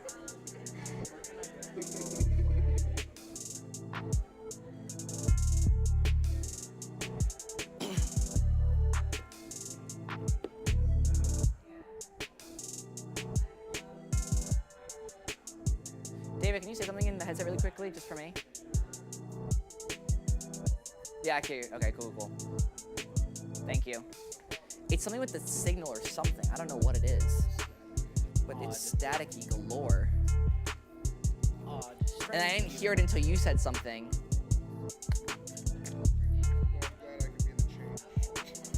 Testing. Okay, you can hear me. Yeah. Not in the IFB, but just in this room.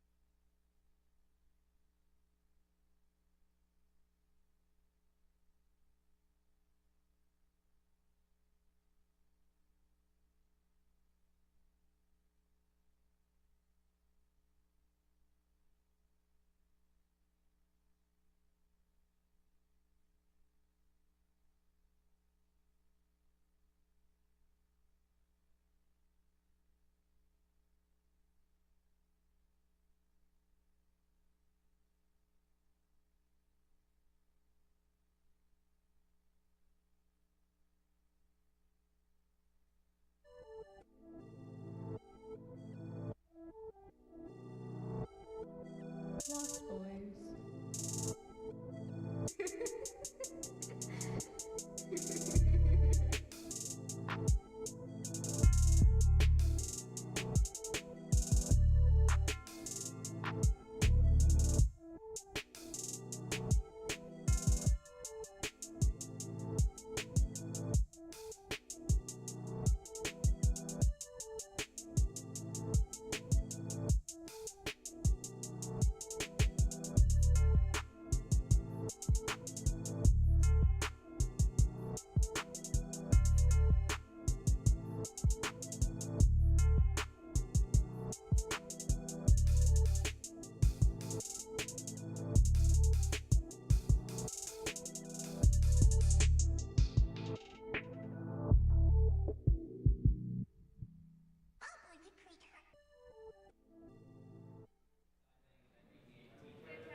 Welcome back to our FTC MassCom coverage of the Long Island Media Art Show, which brings creative minds from all over Long Island to Long Island's Creative College. I'm Daniel Garcia. And I'm Fernando Gomez. We're bringing you wall-to-wall coverage of the arts show and conference with live reporter Grace Bonamico in the Sound Arena and videos from the Performing Arts Center and all around Five Towns. We've got more than 350 students here from 25 high schools across Long Island. Students who've submitted their art, animation, photography, and films into the contest. Besides the contest, the students coming here today have a packed schedule of events and sessions that will help them develop their skills. They'll be able to see their films on the big screens in the Performing Arts Center. Plus, there's a schedule of hands-on and inspirational sessions. We're about to start session 3 right now, which goes from 11:30 to 12:10, and session 4 goes from 12:20 to 1 p.m. Then people will head back to their schools. A lot of thought went into planning for the day. Festival director Professor Sharon Ryba-Pertz says that they try to include sessions that will actively engage people. We have some exciting new sessions this year. So the Long Island Media Art Show is not just an art show. You know, it's not just a film festival and exhibition. It's also a conference, and at the conference we have some exciting new speakers this year. We have some returning favorites as well. And so, yeah, we're very excited about some of the sessions we have this year. One of the sessions is right next to us in the Sound Arena. You probably already hear it, drone photography. Reporter Grace Bonamico is there checking it all out. Grace? Thanks, guys. I'm here in the FTC Sound Arena where we currently have some drone sessions going on, but I'm also here with Jacob Wasserberger, a nominee at this year's Long Island Media Art Show. So, could you tell us a little bit about what you submitted and for what category? I submitted a music video for the narrative category. Would you like me to tell about it? It's more or less a video or a music video for my upcoming album, which I plan to release very soon. I don't mean to plug, but it's very atmospheric. I'll tell you about it. I'm so bad at this. What is it? It's kind of about how I lost some of my favorite friends I've ever met, and I feel really bad about it. But the whole point is how I'm so able to predict when these things happen, which is weird. And I just try and show that in the video. You know, I tried, like, it's kind of about me predicting that this is gonna happen, and despite all my efforts or my sort of just anything, I'm gonna lose them eventually, which sucks. And you know, it's kind of, it happened. So, you know, it's a very sad, very emotional thing for me. And, you know, I'm very happy I created it. I'm very happy because I have multiple other songs that I've been wanting to make music videos for, but I made this one, and it was just made in a few, like, I think it was a week. It was a week I made that thing. It's crazy. But I think one of my favorite things about it is the color grading. That is beautiful. That is like probably the first time I color graded, like, good, like actually good. But, you know, another thing I really love about it is just the music in general. I wrote everything myself. Every single instrument that you've heard is made by me, or at least, you know, produced by me. But yeah, I take very much pride in how I make music, and it's one of my favorite things. Thank you so much. We have so much going on here today, but back to you guys in the studio. Hell yeah. Congratulations. Earlier today, students got to hear from keynote speaker Kyle Finn Dempsey. Dempsey is an artist and storyteller from Western Massachusetts. Through his YouTube channel, Trout and Coffee, he shares videos that transport viewers to New England's serene landscapes. Kyle is not just a filmmaker or photographer, he described himself as a storyteller who connects people to the nature around them. Earlier, he talked about how he tried a few times to get his business going and never gave up. He encouraged everyone else to follow their dreams.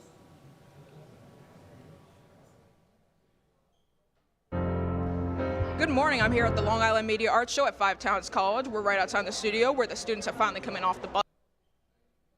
After the keynote speech, he met with small groups of students to give them insights on what he does. We have MassCom crews checking out all the exhibits and meeting with visiting students. Here's Stephanie Scheider with more. Good morning. I'm here at the Long Island Media Art Show at Five Towns College. We're right outside the studio where the students have finally come in off the buses. I'm here with Gianna from Long Beach High School. Gianna, did you submit anything to the show this year? I did, but I think I forgot to like give permission to show it, so I don't think it's gonna be shown. What did you submit? It was like a PSA. It was about like doing drugs and like suicide and stuff, so it was like kind of heavy. I didn't have a lot to work with because my old project was a mess, so I had to like do it. I did it actually the night before, but then I filmed it the wrong way, so I did it the morning of it was due. Not a good idea. Are you excited for the show today? You excited to look around the school? Anything you're looking forward to in particular? Oh yeah, I'm looking forward to like these sessions. One of them is about like animation and rigging and like stuff, so I'm like really excited for that. I like couldn't sleep last night. I was so excited, and I woke up at 5 today, like just like real full of energy. That's awesome. Thank you so much for your time. We have more students coming in. It's going to be a busy day, a fun day. I'm Stephanie Schneider. Back to you in the studio. Now, let's take it over to Fernando Gomez on the interview set. Thanks, Dan. I'm here with Ben Krieger from Patchogue, actually a 2-time Long Island Media Arts Awards Show winner for animation. Ben, thank you so much for joining me. Of course. So tell me a little bit about your now 2-time winning. About me? Yeah, just about, what you've submitted. I submitted a short film called Theft and Bakery, which is about a little main character who steals eggs from his neighbor's house and gets caught by the police. It sounds great. And what have you liked about the Long Island Media Arts Show so far? It's amazing being in a place with so many like-minded individuals who all have this passion, and you can tell when you watch the short films and walk through the halls and see all the art. It's just amazing that there's so many people who love their art and have such a passion for it, like that. Absolutely. And are you excited for any of these sessions coming up today? I haven't fully seen all of them, but I really do.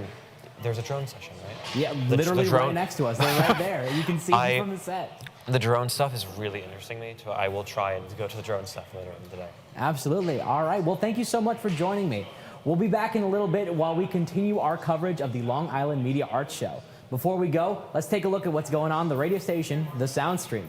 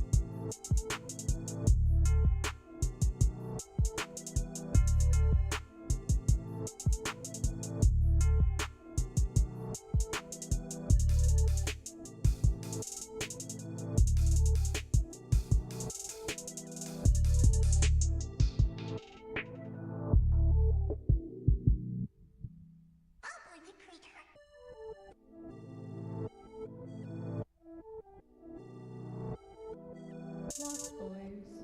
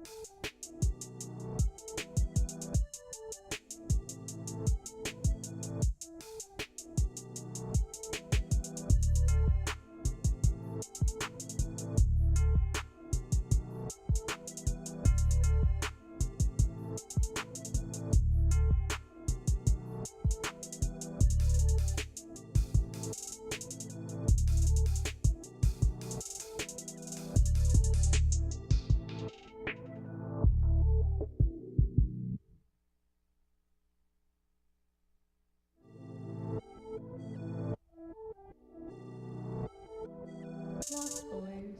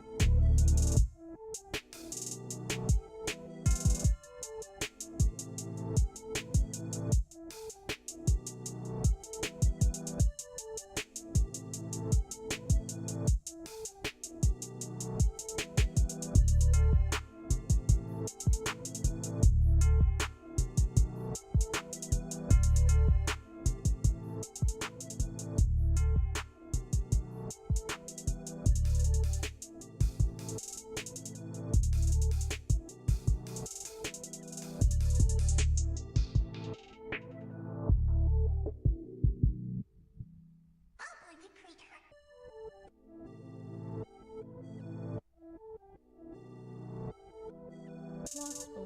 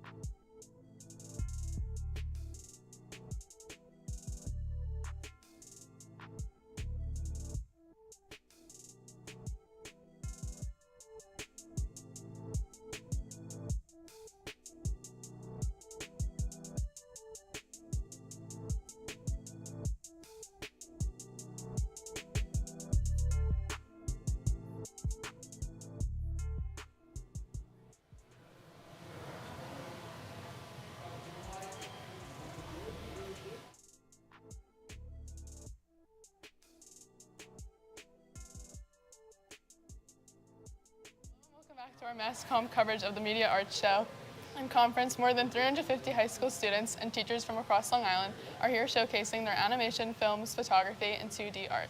I'm Willow, and I'm Fernando Gomez. Besides the show and festival, it's a conference with sessions throughout the day on animation, social media, filmmaking, and more. One of the sessions here in Studio 400 is the TV Takeover. We're here with Willow de Blasi. thanks for joining us today. Why don't you take it from here? Let's take a quick look at the conference schedule for today. We are currently in session 3, which runs for a few minutes until 12:10. After that, session 4 goes from 12:10 to 1 p.m. Then everyone goes back to their schools, and after that, earlier today, during the welcome ceremony in the Performing Arts Center, we heard from college president and keynote speaker. While today's a busy day on campus, there are a lot of upcoming events this semester. Let's take a look at some of them. CAB and Career Services present Resume Remix on Tuesday, April Fool's Day. No joke. You can come and make sure your resume is ready to hang handout. That's during Common Hour in the Downbeat. It's great preparation for their networking event later in April. Wednesday is World Autism Day. We'll have autism awareness tabling in the Upbeat Wednesday at 12 and Thursday during Common Hour. Also Thursday, come to opening night of the Theater Arts Division's Spring Musical Hairspray. Dessert is at 6:30 p.m. The show starts at 7:30 and runs through Saturday. Thanks, Willow. Now let's take a look at the forecast. We've got a nice day today for the 50-foot techno crane with partly sunny skies, high in the upper 50s. It's not supposed to be too windy overall, but there may be some gusts. Tomorrow it's supposed to be really warm with a chance of showers in the morning, then partly sunny with highs in the lower 70s. Sunday cools back down a little bit with a chance of showers again, highs in the mid-50s. Other high school students are working behind the scenes. Grace Panakmiko joins us with more. Hi guys, we're here in Studio 400 where the high school takeover is currently happening. It is the first time we've ever done it this way here at Five Towns College. I'm here with Jillian Hewer right by the jib. So Jillian, what is this like for you? Have you ever done something like this before with any kind of mass comm equipment? Not really. This is kind of my first time. How are you feeling? What do you think about all of this? I'm loving it. The studio is gorgeous. There's so much cool equipment in here. If you had to pick one thing, what would you say your favorite is? Probably just like the sets. They look so professional and everything looks so beautiful in here. I have to agree. Thank you so much. Back to you guys. Earlier today, students got to hear from keynote speaker Kyle Finn Dempsey. Dempsey is an artist and storyteller from Western Massachusetts. Earlier, he talked about how he tried a few times to get his business going and never gave up. He encouraged everyone else to follow their dreams. I think that success is different for everybody. You don't really know what level of success or where you want to be until you go out and do it. You have to just start, and you have to chase it relentlessly with everything you have. You have to make it your job. Whatever your passion is, make it your job. After the keynote speech, he met with small groups of students to give them insight on what he does. All right, I'm here with Naomi Jackson. Thank you so much for joining me. You're from William Floyd High School, right? Yeah. Tell me a little bit about what you've enjoyed at the Media Art Show today. I really enjoyed the... I'm talking to the mic a little bit. I really enjoyed the film studio and the speech. It was very inspiring to hear his life story and how he never gave up. And that's what I really enjoyed. Absolutely. And tell me a little bit about what sessions you're excited for today. I was really excited to the drones over there. Yeah. Everybody's been talking about the drones today. I mean, the fact you can see them from right here. Yeah. All right. Thank you so much for joining me. That's all for now. We'll be back in a little bit with more coverage. But first, let's take a look at what's happening in the pack.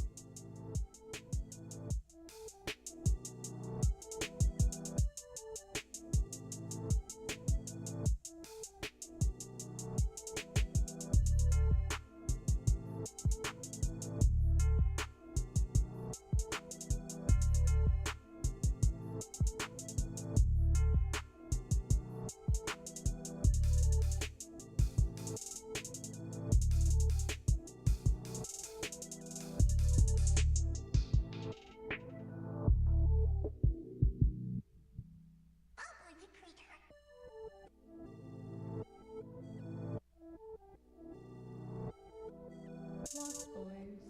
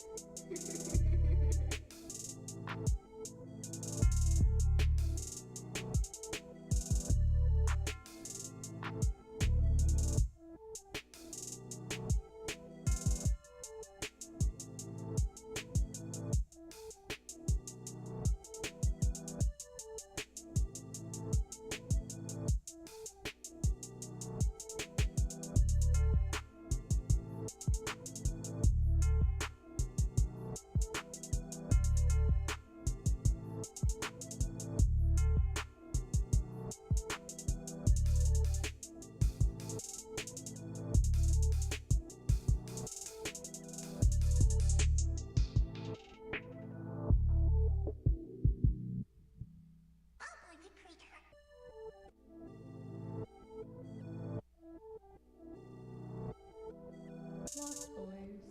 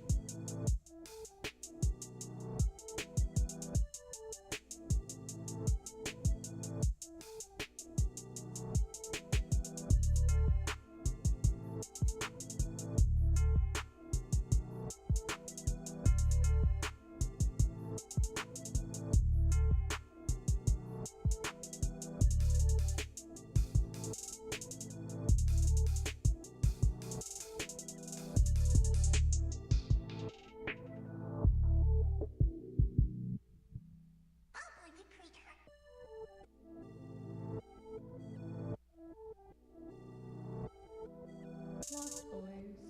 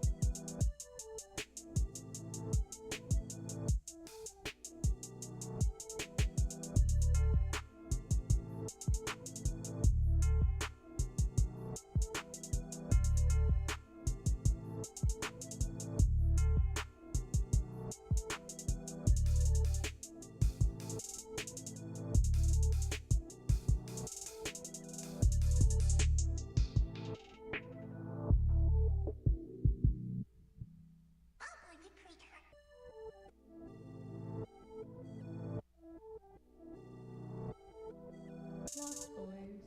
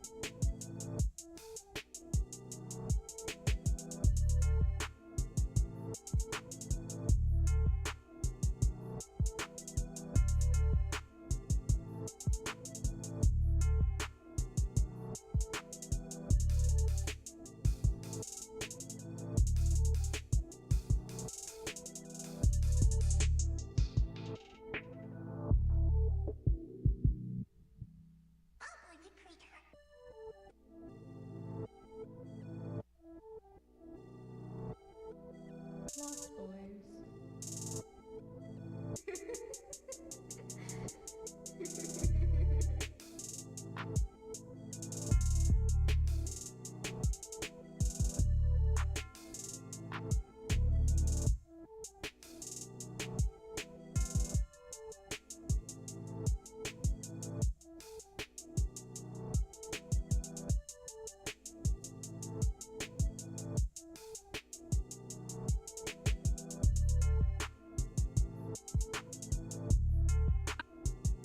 So excited to see her. It's been such a long time. I'm very excited too. I know. You know, I'm worried about her still. It's been a rough year for her. It has, but I mean, at least she has us, you know? What are they doing? Being idiots. Anyways, I think we're almost there, right? Yeah, we should be. Should be like around this corner. Yeah, I know.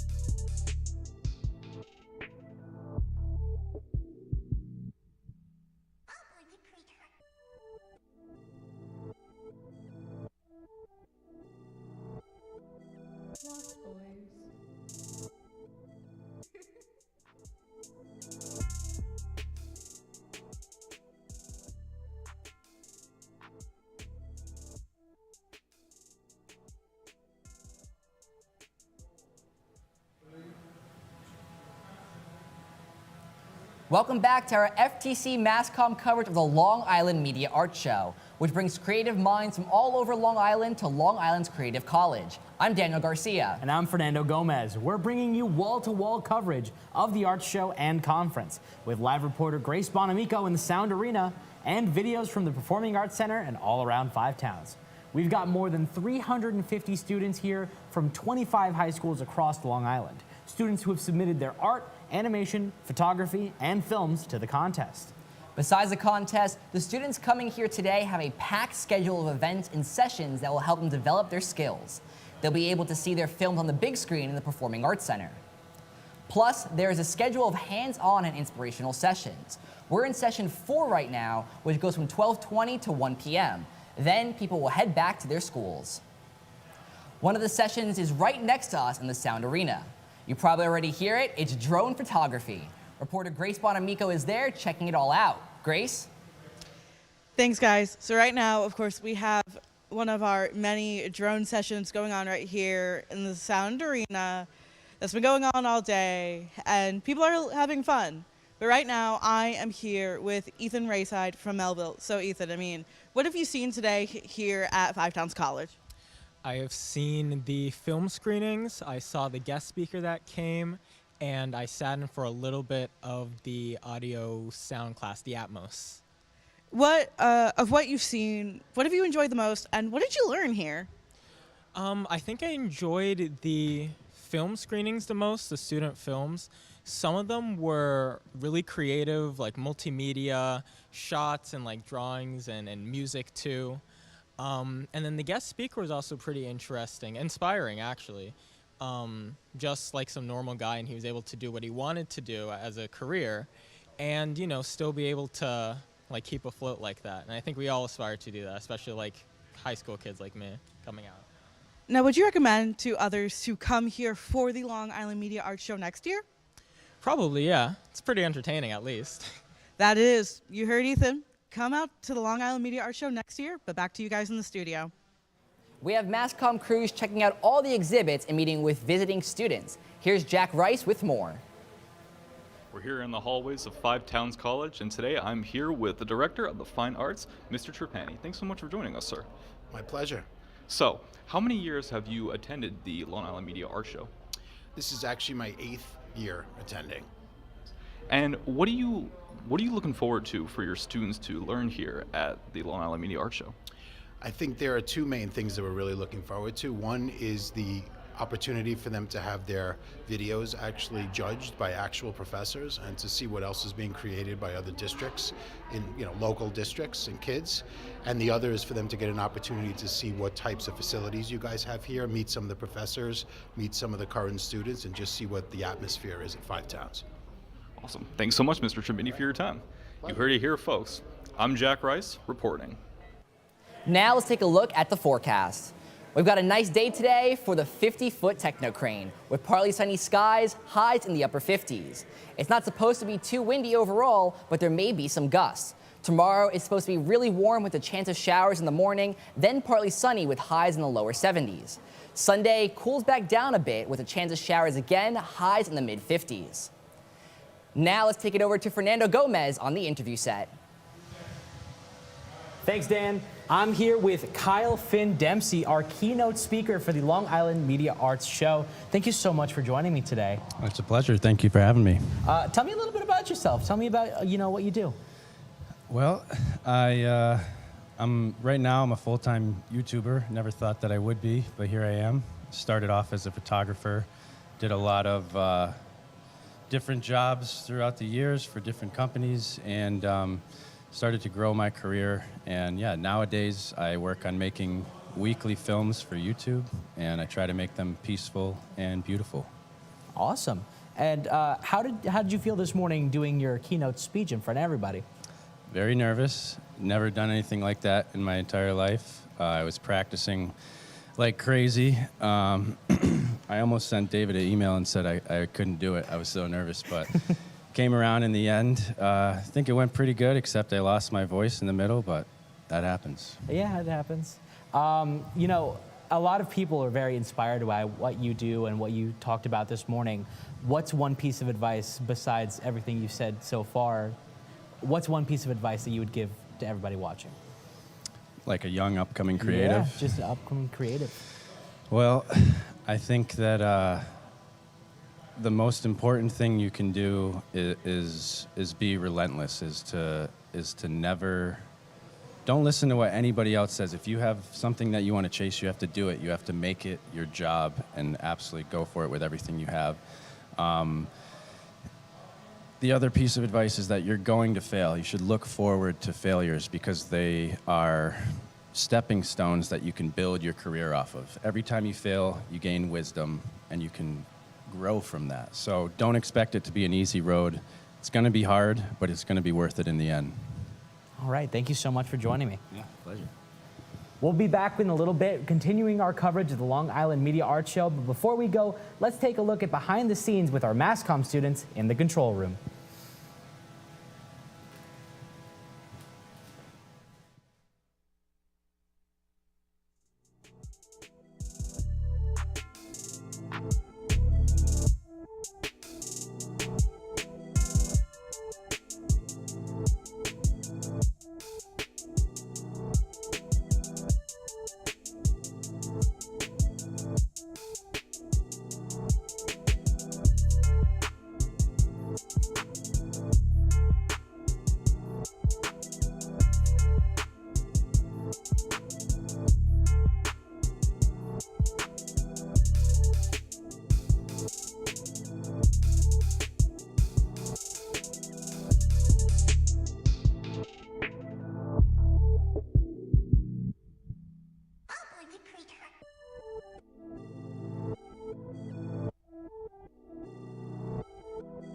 Lost Boys.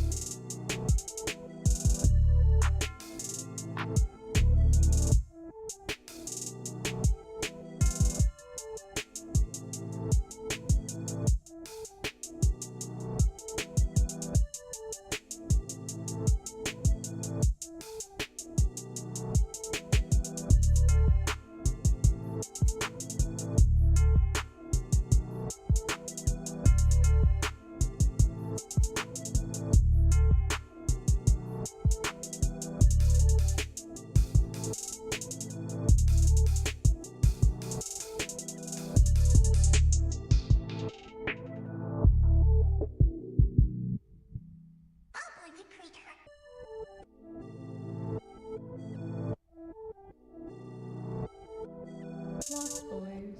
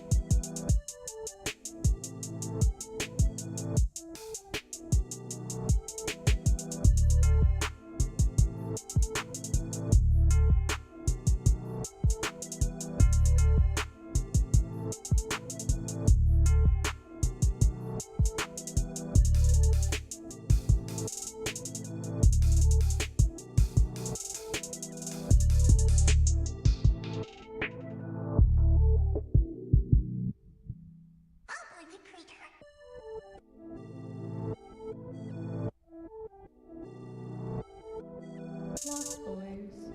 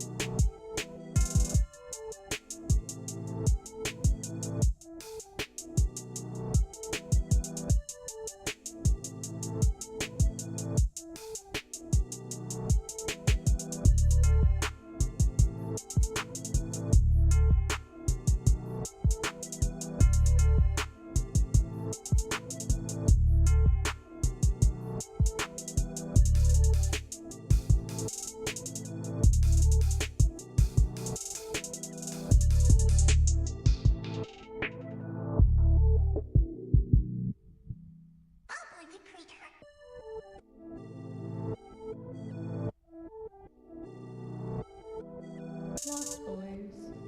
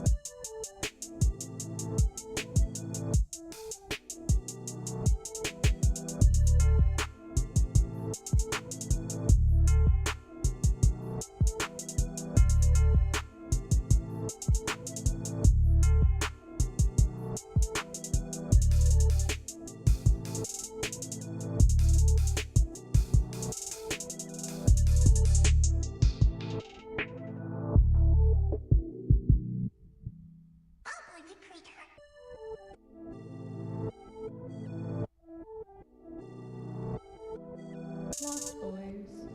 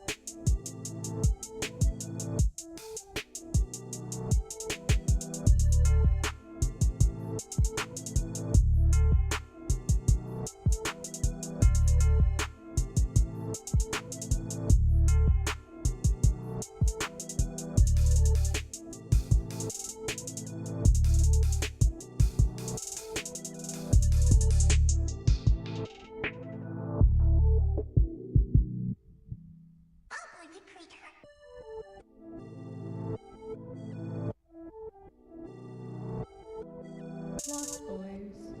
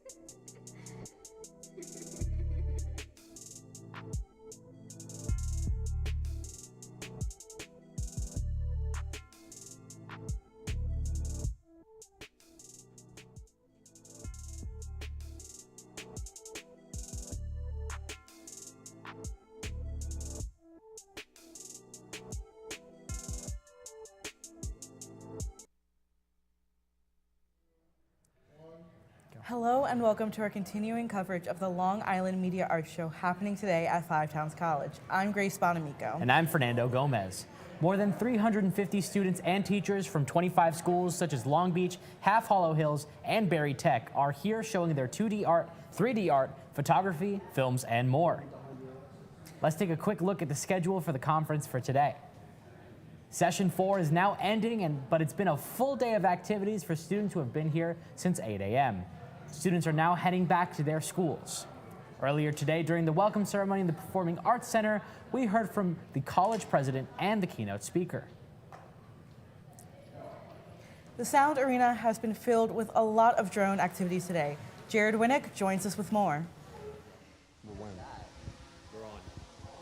I'm here with Daniel Garcia. Daniel, you've been a part of the production team all day. What's it like trying to get away from that and start doing some of the extracurriculars like flying a drone? Let me tell you, Jared, I'm waiting all day to fly this drone, and I mean, if you just see this thing, it is a beast. If I don't hit you in the head right now, I mean, look at this thing. It is massive. It is such a cool drone. It is so cool to be able to use this now and experience what the students have been experiencing all day.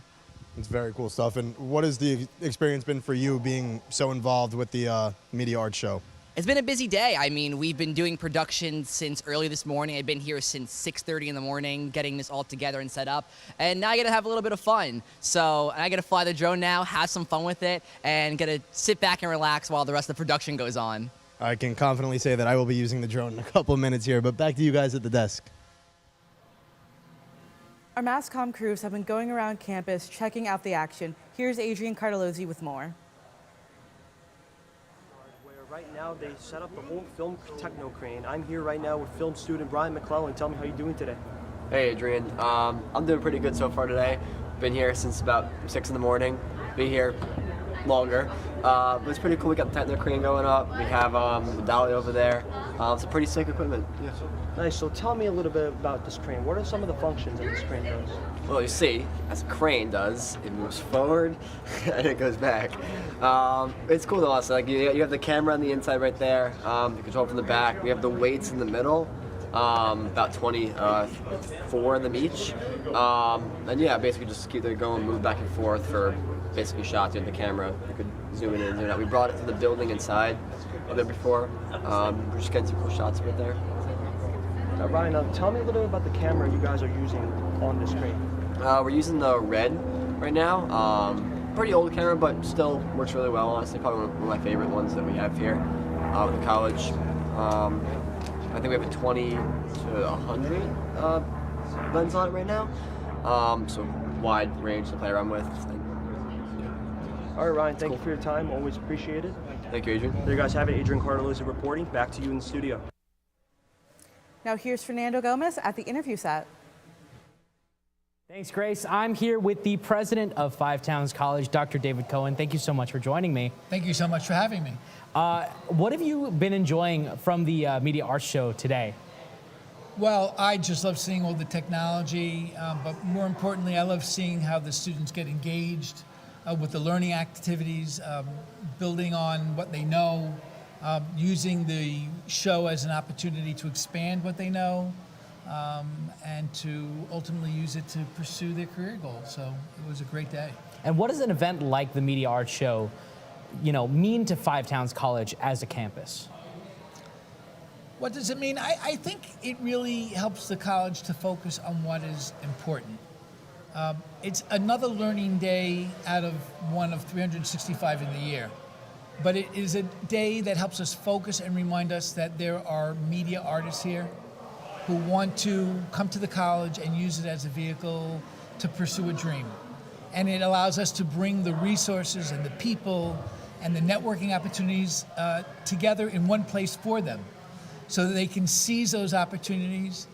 And then we, as college presidents and administrators, get to sit back and reflect and see how young people like you get to roll it all together to build a life's journey. So it's not really about the day. It's really about the students and seeing what they do. And more importantly, making sure that we bring the resources that will be most valuable to them so that 30 years from now, you're sitting here and reflecting. And gee, I remember when I was a college student and going to an event like that, and it taught me something that helped me get to where I want to be. And that's really what it's about. It's a journey. Yeah, that really well put. What's one thing that you hope that the high school students, as they're leaving, sort of take with them? Well, the thing I always worry about high school students is that there are so many choices in America for education that I hope that they will make a good choice. I hope that they will know that they have choices and not go to the default choice, because not every college is the right fit for every student, for every program, for every major. And so I'm really hoping that those students who identify with us, who are really Five Towns in their heart, will take a look at us and decide whether Five Towns College can help them to achieve their journey, as opposed to just taking the default choice and then not ending out doing what they want. Because life is long, it can be fun and it can be interesting, but it can also be frustrating and disappointing. And high school students and college students, you're too young to give up on your dreams. And so I hope that for those students that resonate with Five Towns, I hope that they'll take a look, and I hope that those that are fitted to this institution will make the choice to come here. Thank you so much for joining me. Thank you so much. That's all for now. We'll be back in a bit with more coverage, but first, here's what's happening in the radio station. Creative and aesthetic, all these different, seminars and workshops, presentations, different demonstrations that you get to do. I would say there's a lot for, creatively speaking and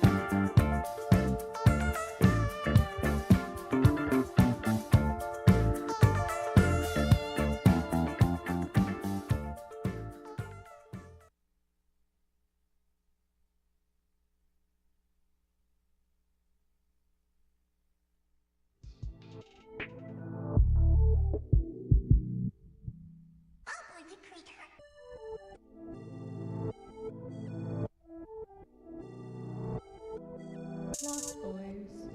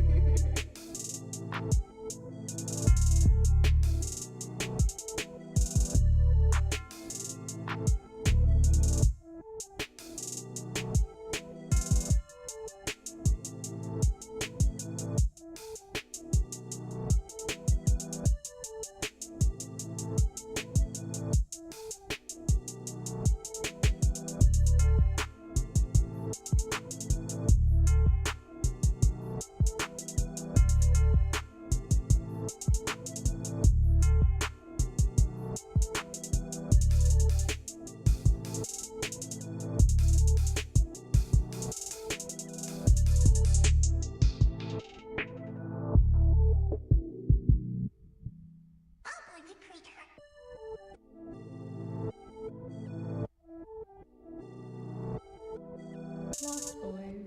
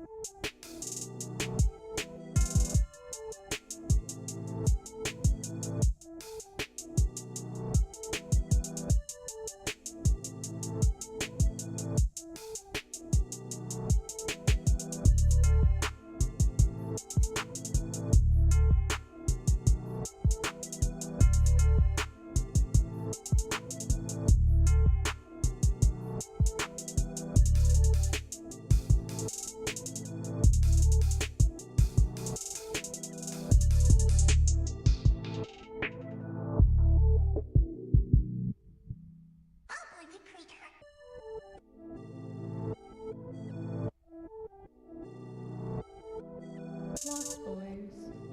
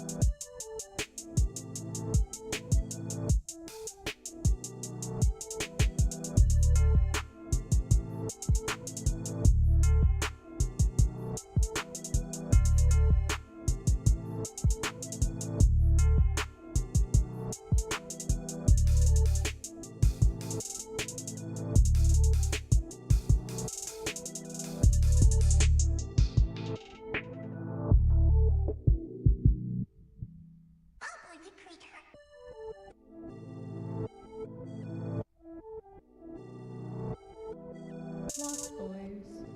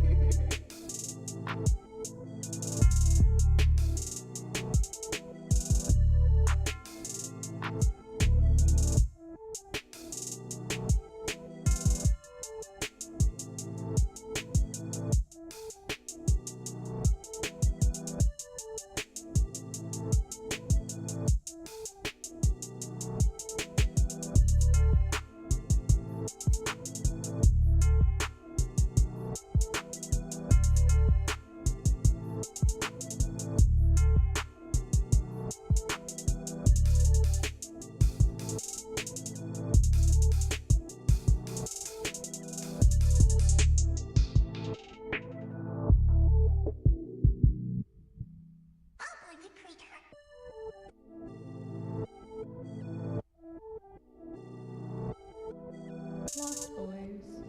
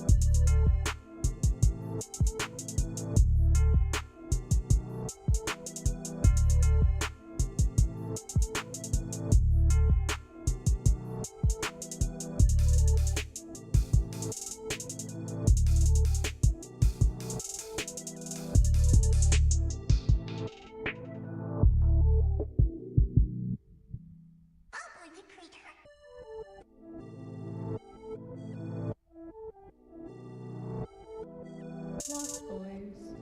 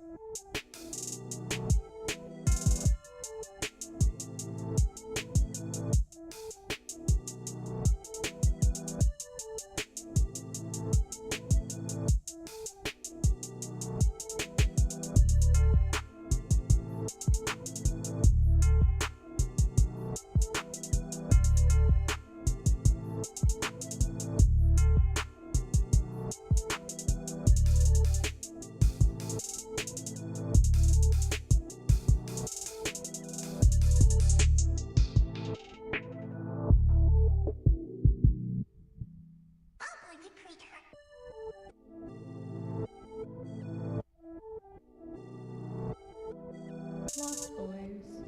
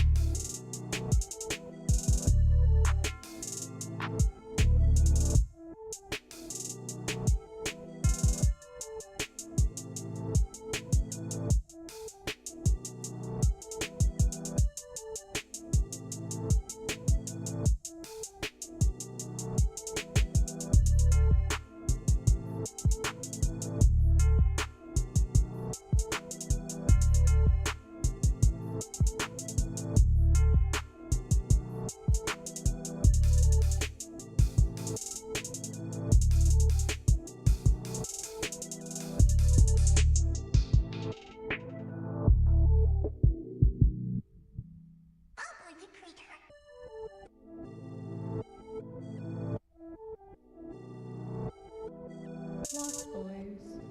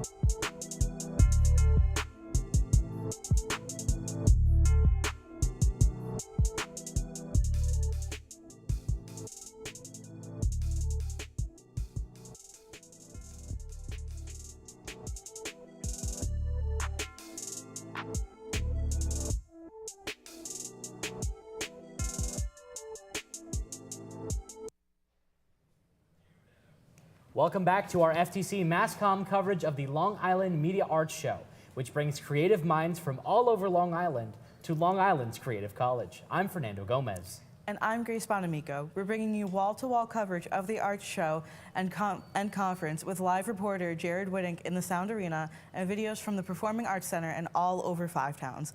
We've got more than 350 students here from 25 high schools across Long Island, students who have submitted their art, animation, photography, and films to the contest.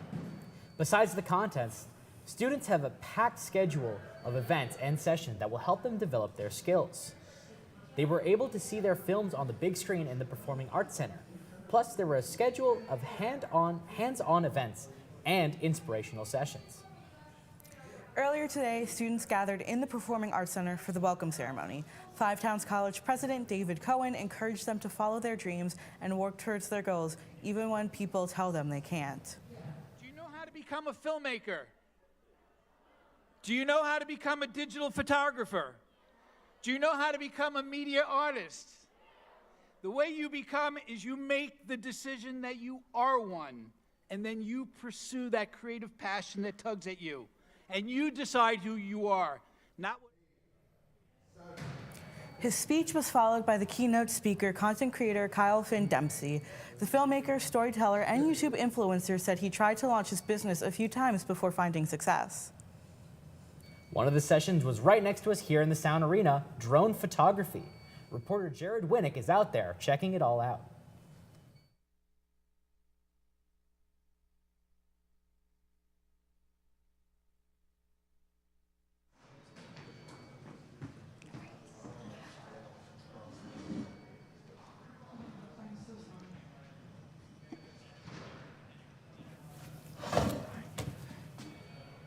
We have MassCom crews checking out all the exhibits and meeting with visiting students. Here's Jack Rice with more. We're at 5 Towns College, where students are getting their lunches in at the Long Island Media Art Show. And today we're joined by 2 students from the Long Island High School for the Arts, James and Emmanuel. Thanks so much for joining us, you guys. Yeah, it's great pleasure to be here. Awesome. So, what has been your favorite part so far about the Long Island Media Art Show? I would say my favorite part was like last workshop. I don't know what it's called, but I'm just gonna call it comic illustration in the library. The professor running it was a huge Godzilla fan, like I am, and I left some cool sketches in the in that semester for people to see. Like I drew a sketch of Sonic the Hedgehog's head on this paper that everyone was sketching on, and I also draw a sketch of one of my characters, my original character's main heads on one of these, I forgot what they're called, but they're called, I'm just gonna call them art cards that he gave us. Like I gave it to my friend over here, and I have a, he gave us some more, and it's pretty cool. I'm definitely gonna draw on these later on. My favorite one has got to be the drones, because drones are the future for cinematography, and can't wait to use them for my films or anything. And what I learned about them is that they always are stabilized no matter what. All right. Thanks, you guys. Thanks a lot for your time, you guys. No problem. You hear it here, folks. A lot of covers left going on here at the Long Island Media Arts Show, and look at that. Some of the geese are enjoying that as well. I'm Jack Rice reporting. And FTC reporter Adrian Cardelozzi also talked to people in the courtyard. I'm here in the courtyard right now at 5 Towns College, where I'm about to be interviewing students. I'm here with Olivia and Michaela. Tell me, how you guys doing today? Pretty good, actually. Yeah, we're doing pretty good. So, what programs or what major are you guys thinking about doing, or you guys are thinking about attending school? We are thinking about attending the school. For me, I'm probably going to go for music and art, for like digital art mostly. And for me, personally, I'm aiming more for theater and music. Okay, any sessions that you guys attended on here today? Augmented reality and digital puppeting. So 3D modeling and learning how to layer videos over pictures to send them off. Okay, and what are you guys' first thoughts about the school here today? It's very nice. The people are cool, and like earlier I had been interviewed before about my tattoo because I had bonded with someone who had a tattoo as well, and I was like, whoa, his tattoo is so cool. I want to talk to him, and I wound up to talk to him. And just even here in the courtyard, we were doing some musical songs, and we ran into another girl who knew it, and she just stood there and kind of sang with us. So overall, first impression of school is that everybody's really open and this is a very welcoming area. Yeah. All right, Olivia and Michaela, thank you guys for your time today. It was appreciated. Enjoy you guys the rest of your day here. Thank you. And there you guys have it. This is Adrian Carlozzi reporting. Back to you in the studio. Now let's take a look at the forecast. We've got a nice day today for the 50-foot techno crane with partly sunny skies, highs in the upper 50s. It's not supposed to be too windy overall, but there might be some gusts. Now let's take it over to Grace over on the interview set.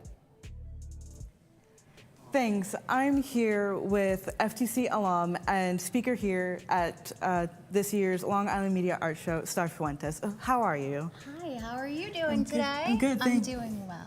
So could you tell us a little bit about the session you led earlier in the day? Yeah, so my session was all about vertical videos. So we did everything from Instagram Reels to TikTok videos, talked about the importance of them and how they're really changing the industry. The students really seem to love it. Could you give us a little bit of insight into how they are changing the industry? Yeah, so just from last year to this year, it has changed so much. Where last year vertical videos were very montagey, quick video. Now it's more voiceovers, so we do more like Get Ready With Me's, vlogs, and voiceovers. So even working for Newsday, when I create articles, I always try to create a video to go along with it, and we're noticing that big on voiceovers. They want to either see you or they want to hear you, whereas last year it was montagey, those quick cinematic videos with the pretty music on top. Nowadays, they want to hear you and they want to see you. So that's what we did today, and we did it in practice. I brought the equipment over. I showed them how they can get the equipment very affordable on Amazon. So equipment that you could get for $20, $10, and they seem to love it. They used mine, and I really hope they go out and get their own and they pursue this.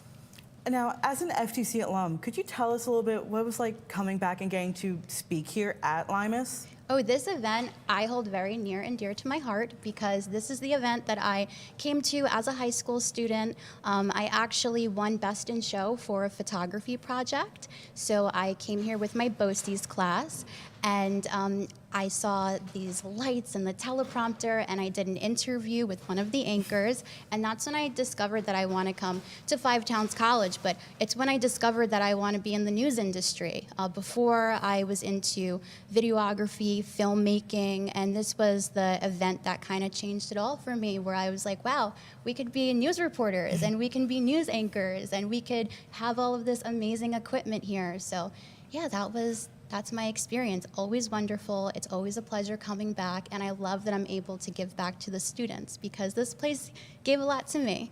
Thank you so much for joining us here. We'll be back in a little while with our continuing coverage of the Long Island Media Arts Show. Before we go, let's take a look behind the scenes with our MassCom students in the control room.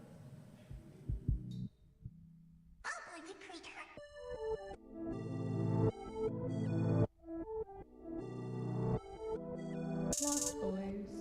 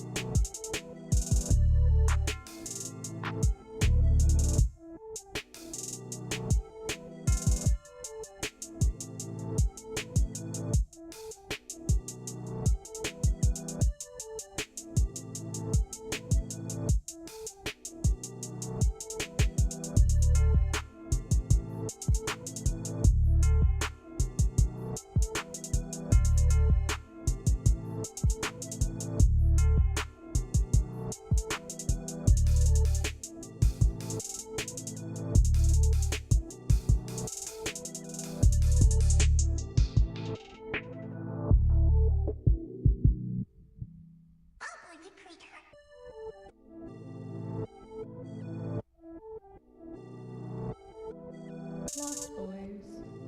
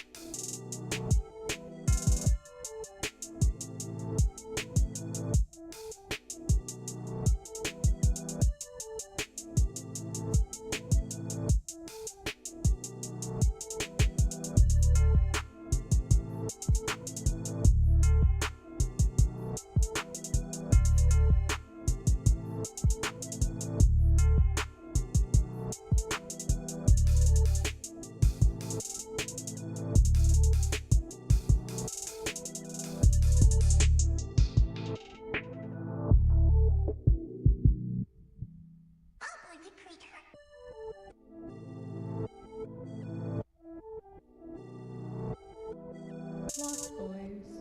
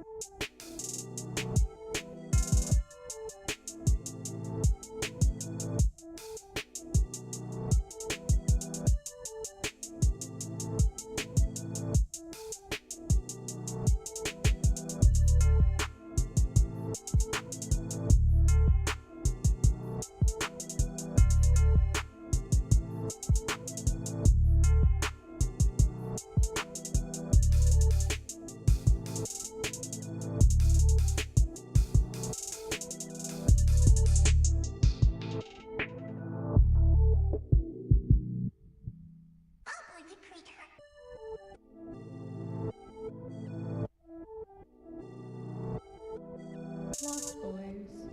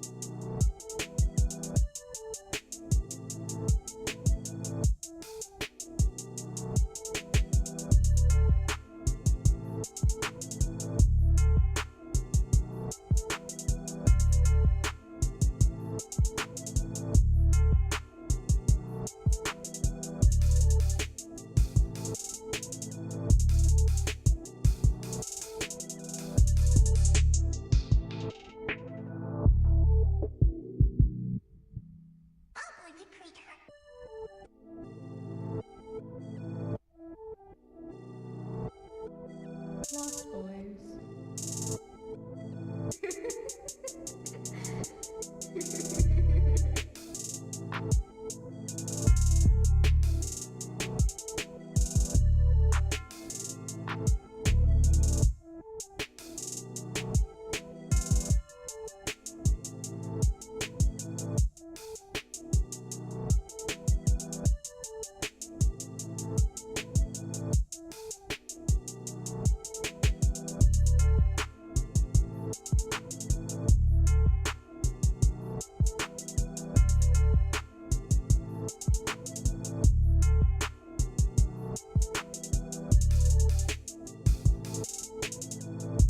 Tess.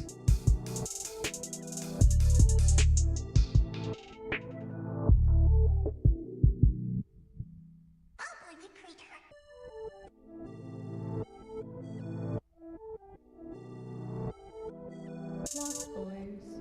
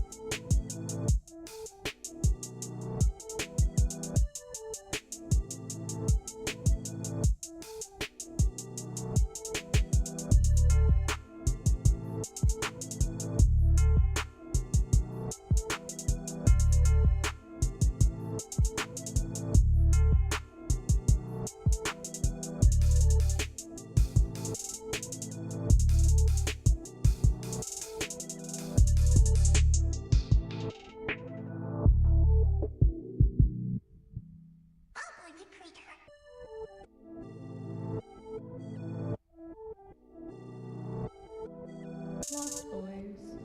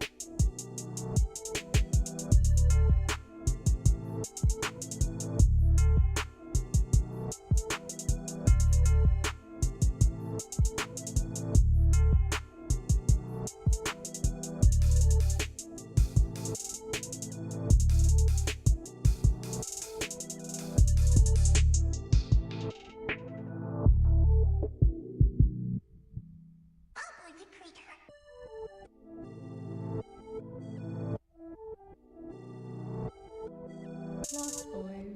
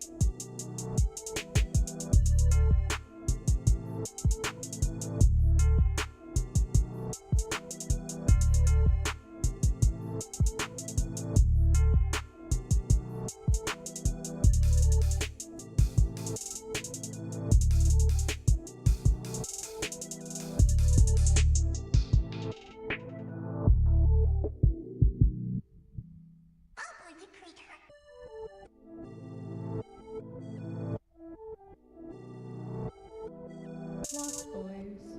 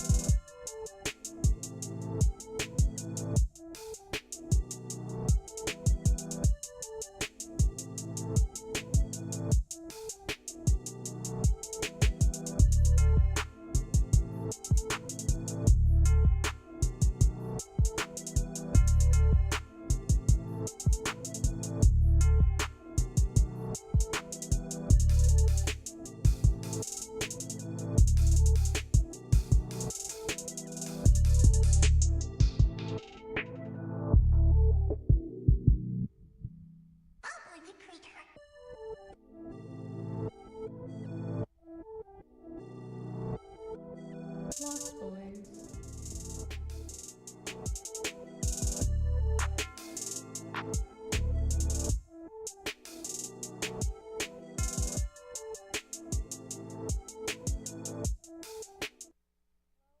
To our continuing coverage of the Long Island Media Arts Show happening today at Five Towns College. I'm Grace Bonamico. And I'm Fernando Gomez.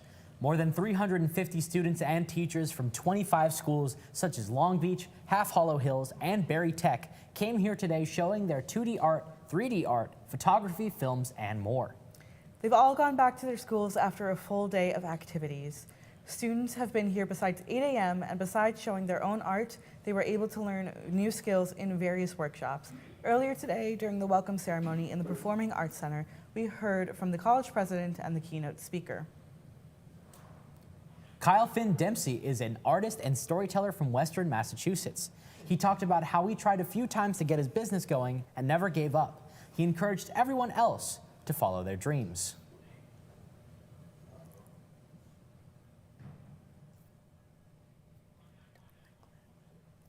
After the keynote speech, he met with small groups of students to give them insight on what he does.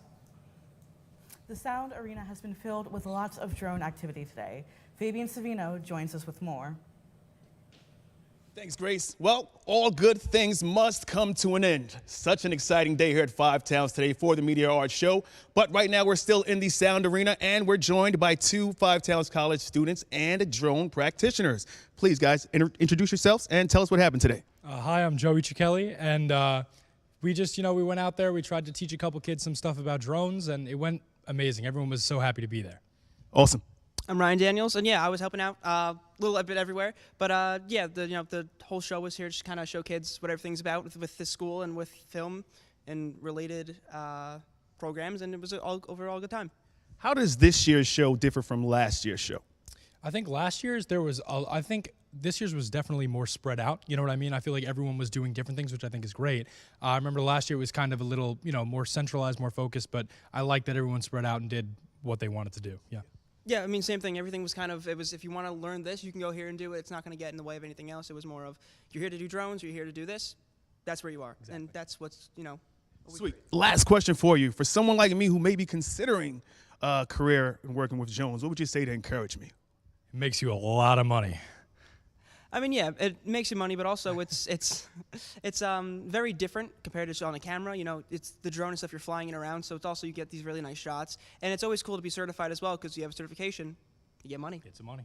Sounds good. Well, thank you so much, gents. It's been an exciting and epic day. Until next year, folks, it's been a pleasure and an honor. I'm Fabian Savino. Back to you in the studio, Grace. While today's events may be over, we have a busy week ahead at Five Towns College. Here are some campus events. CAB and Career Services present a resume remix on Tuesday, April Fool's Day. No joke, you can come and make sure your resume is ready to hand out that's during Common Hour in the Downbeat. It's great preparation for their networking event later in April. Wednesday is World Autism Awareness Day. We'll have autism awareness tabling in the Upbeat, Wednesday at 12 and Thursday during Common Hour. Also Thursday, come to the opening night of the Theater Arts Division spring musical Hairspray. Dessert is at 6:30. The show starts 7:30 and runs through Saturday.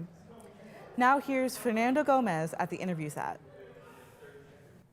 Thanks, Grace. I'm here with Nick Georgiou, one of our MassCom seniors here. Nick, after working the Long Island Media Arts Show for a couple of years, what has been your experience? Well, the Media Arts Show was kind of my first experience in like a real live production. It's an all-day event. It takes a lot of planning, weeks of planning and setup. Everyone's got to be on the same page, and it's a great opportunity to get involved in the school.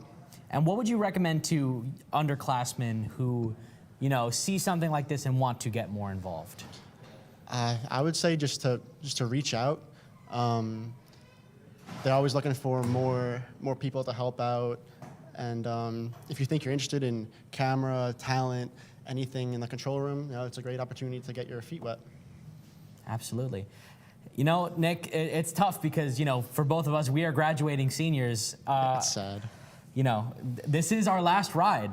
How do you feel knowing that this is it? It's bittersweet, because doing all the productions for the school kind of was a big part of my life. It taught me what I'm kind of passionate about and how to work with others as a team and as a crew. So I just hope that that what I've learned here translates into the real world in some aspect. My man. Thank you so much for joining me, Nick. Thank you, Fernando. That's it. That's all for today. On behalf of the MassCom crew, thanks for watching and thanks for coming to this year's Media Arts Show. I'm Fernando Gomez.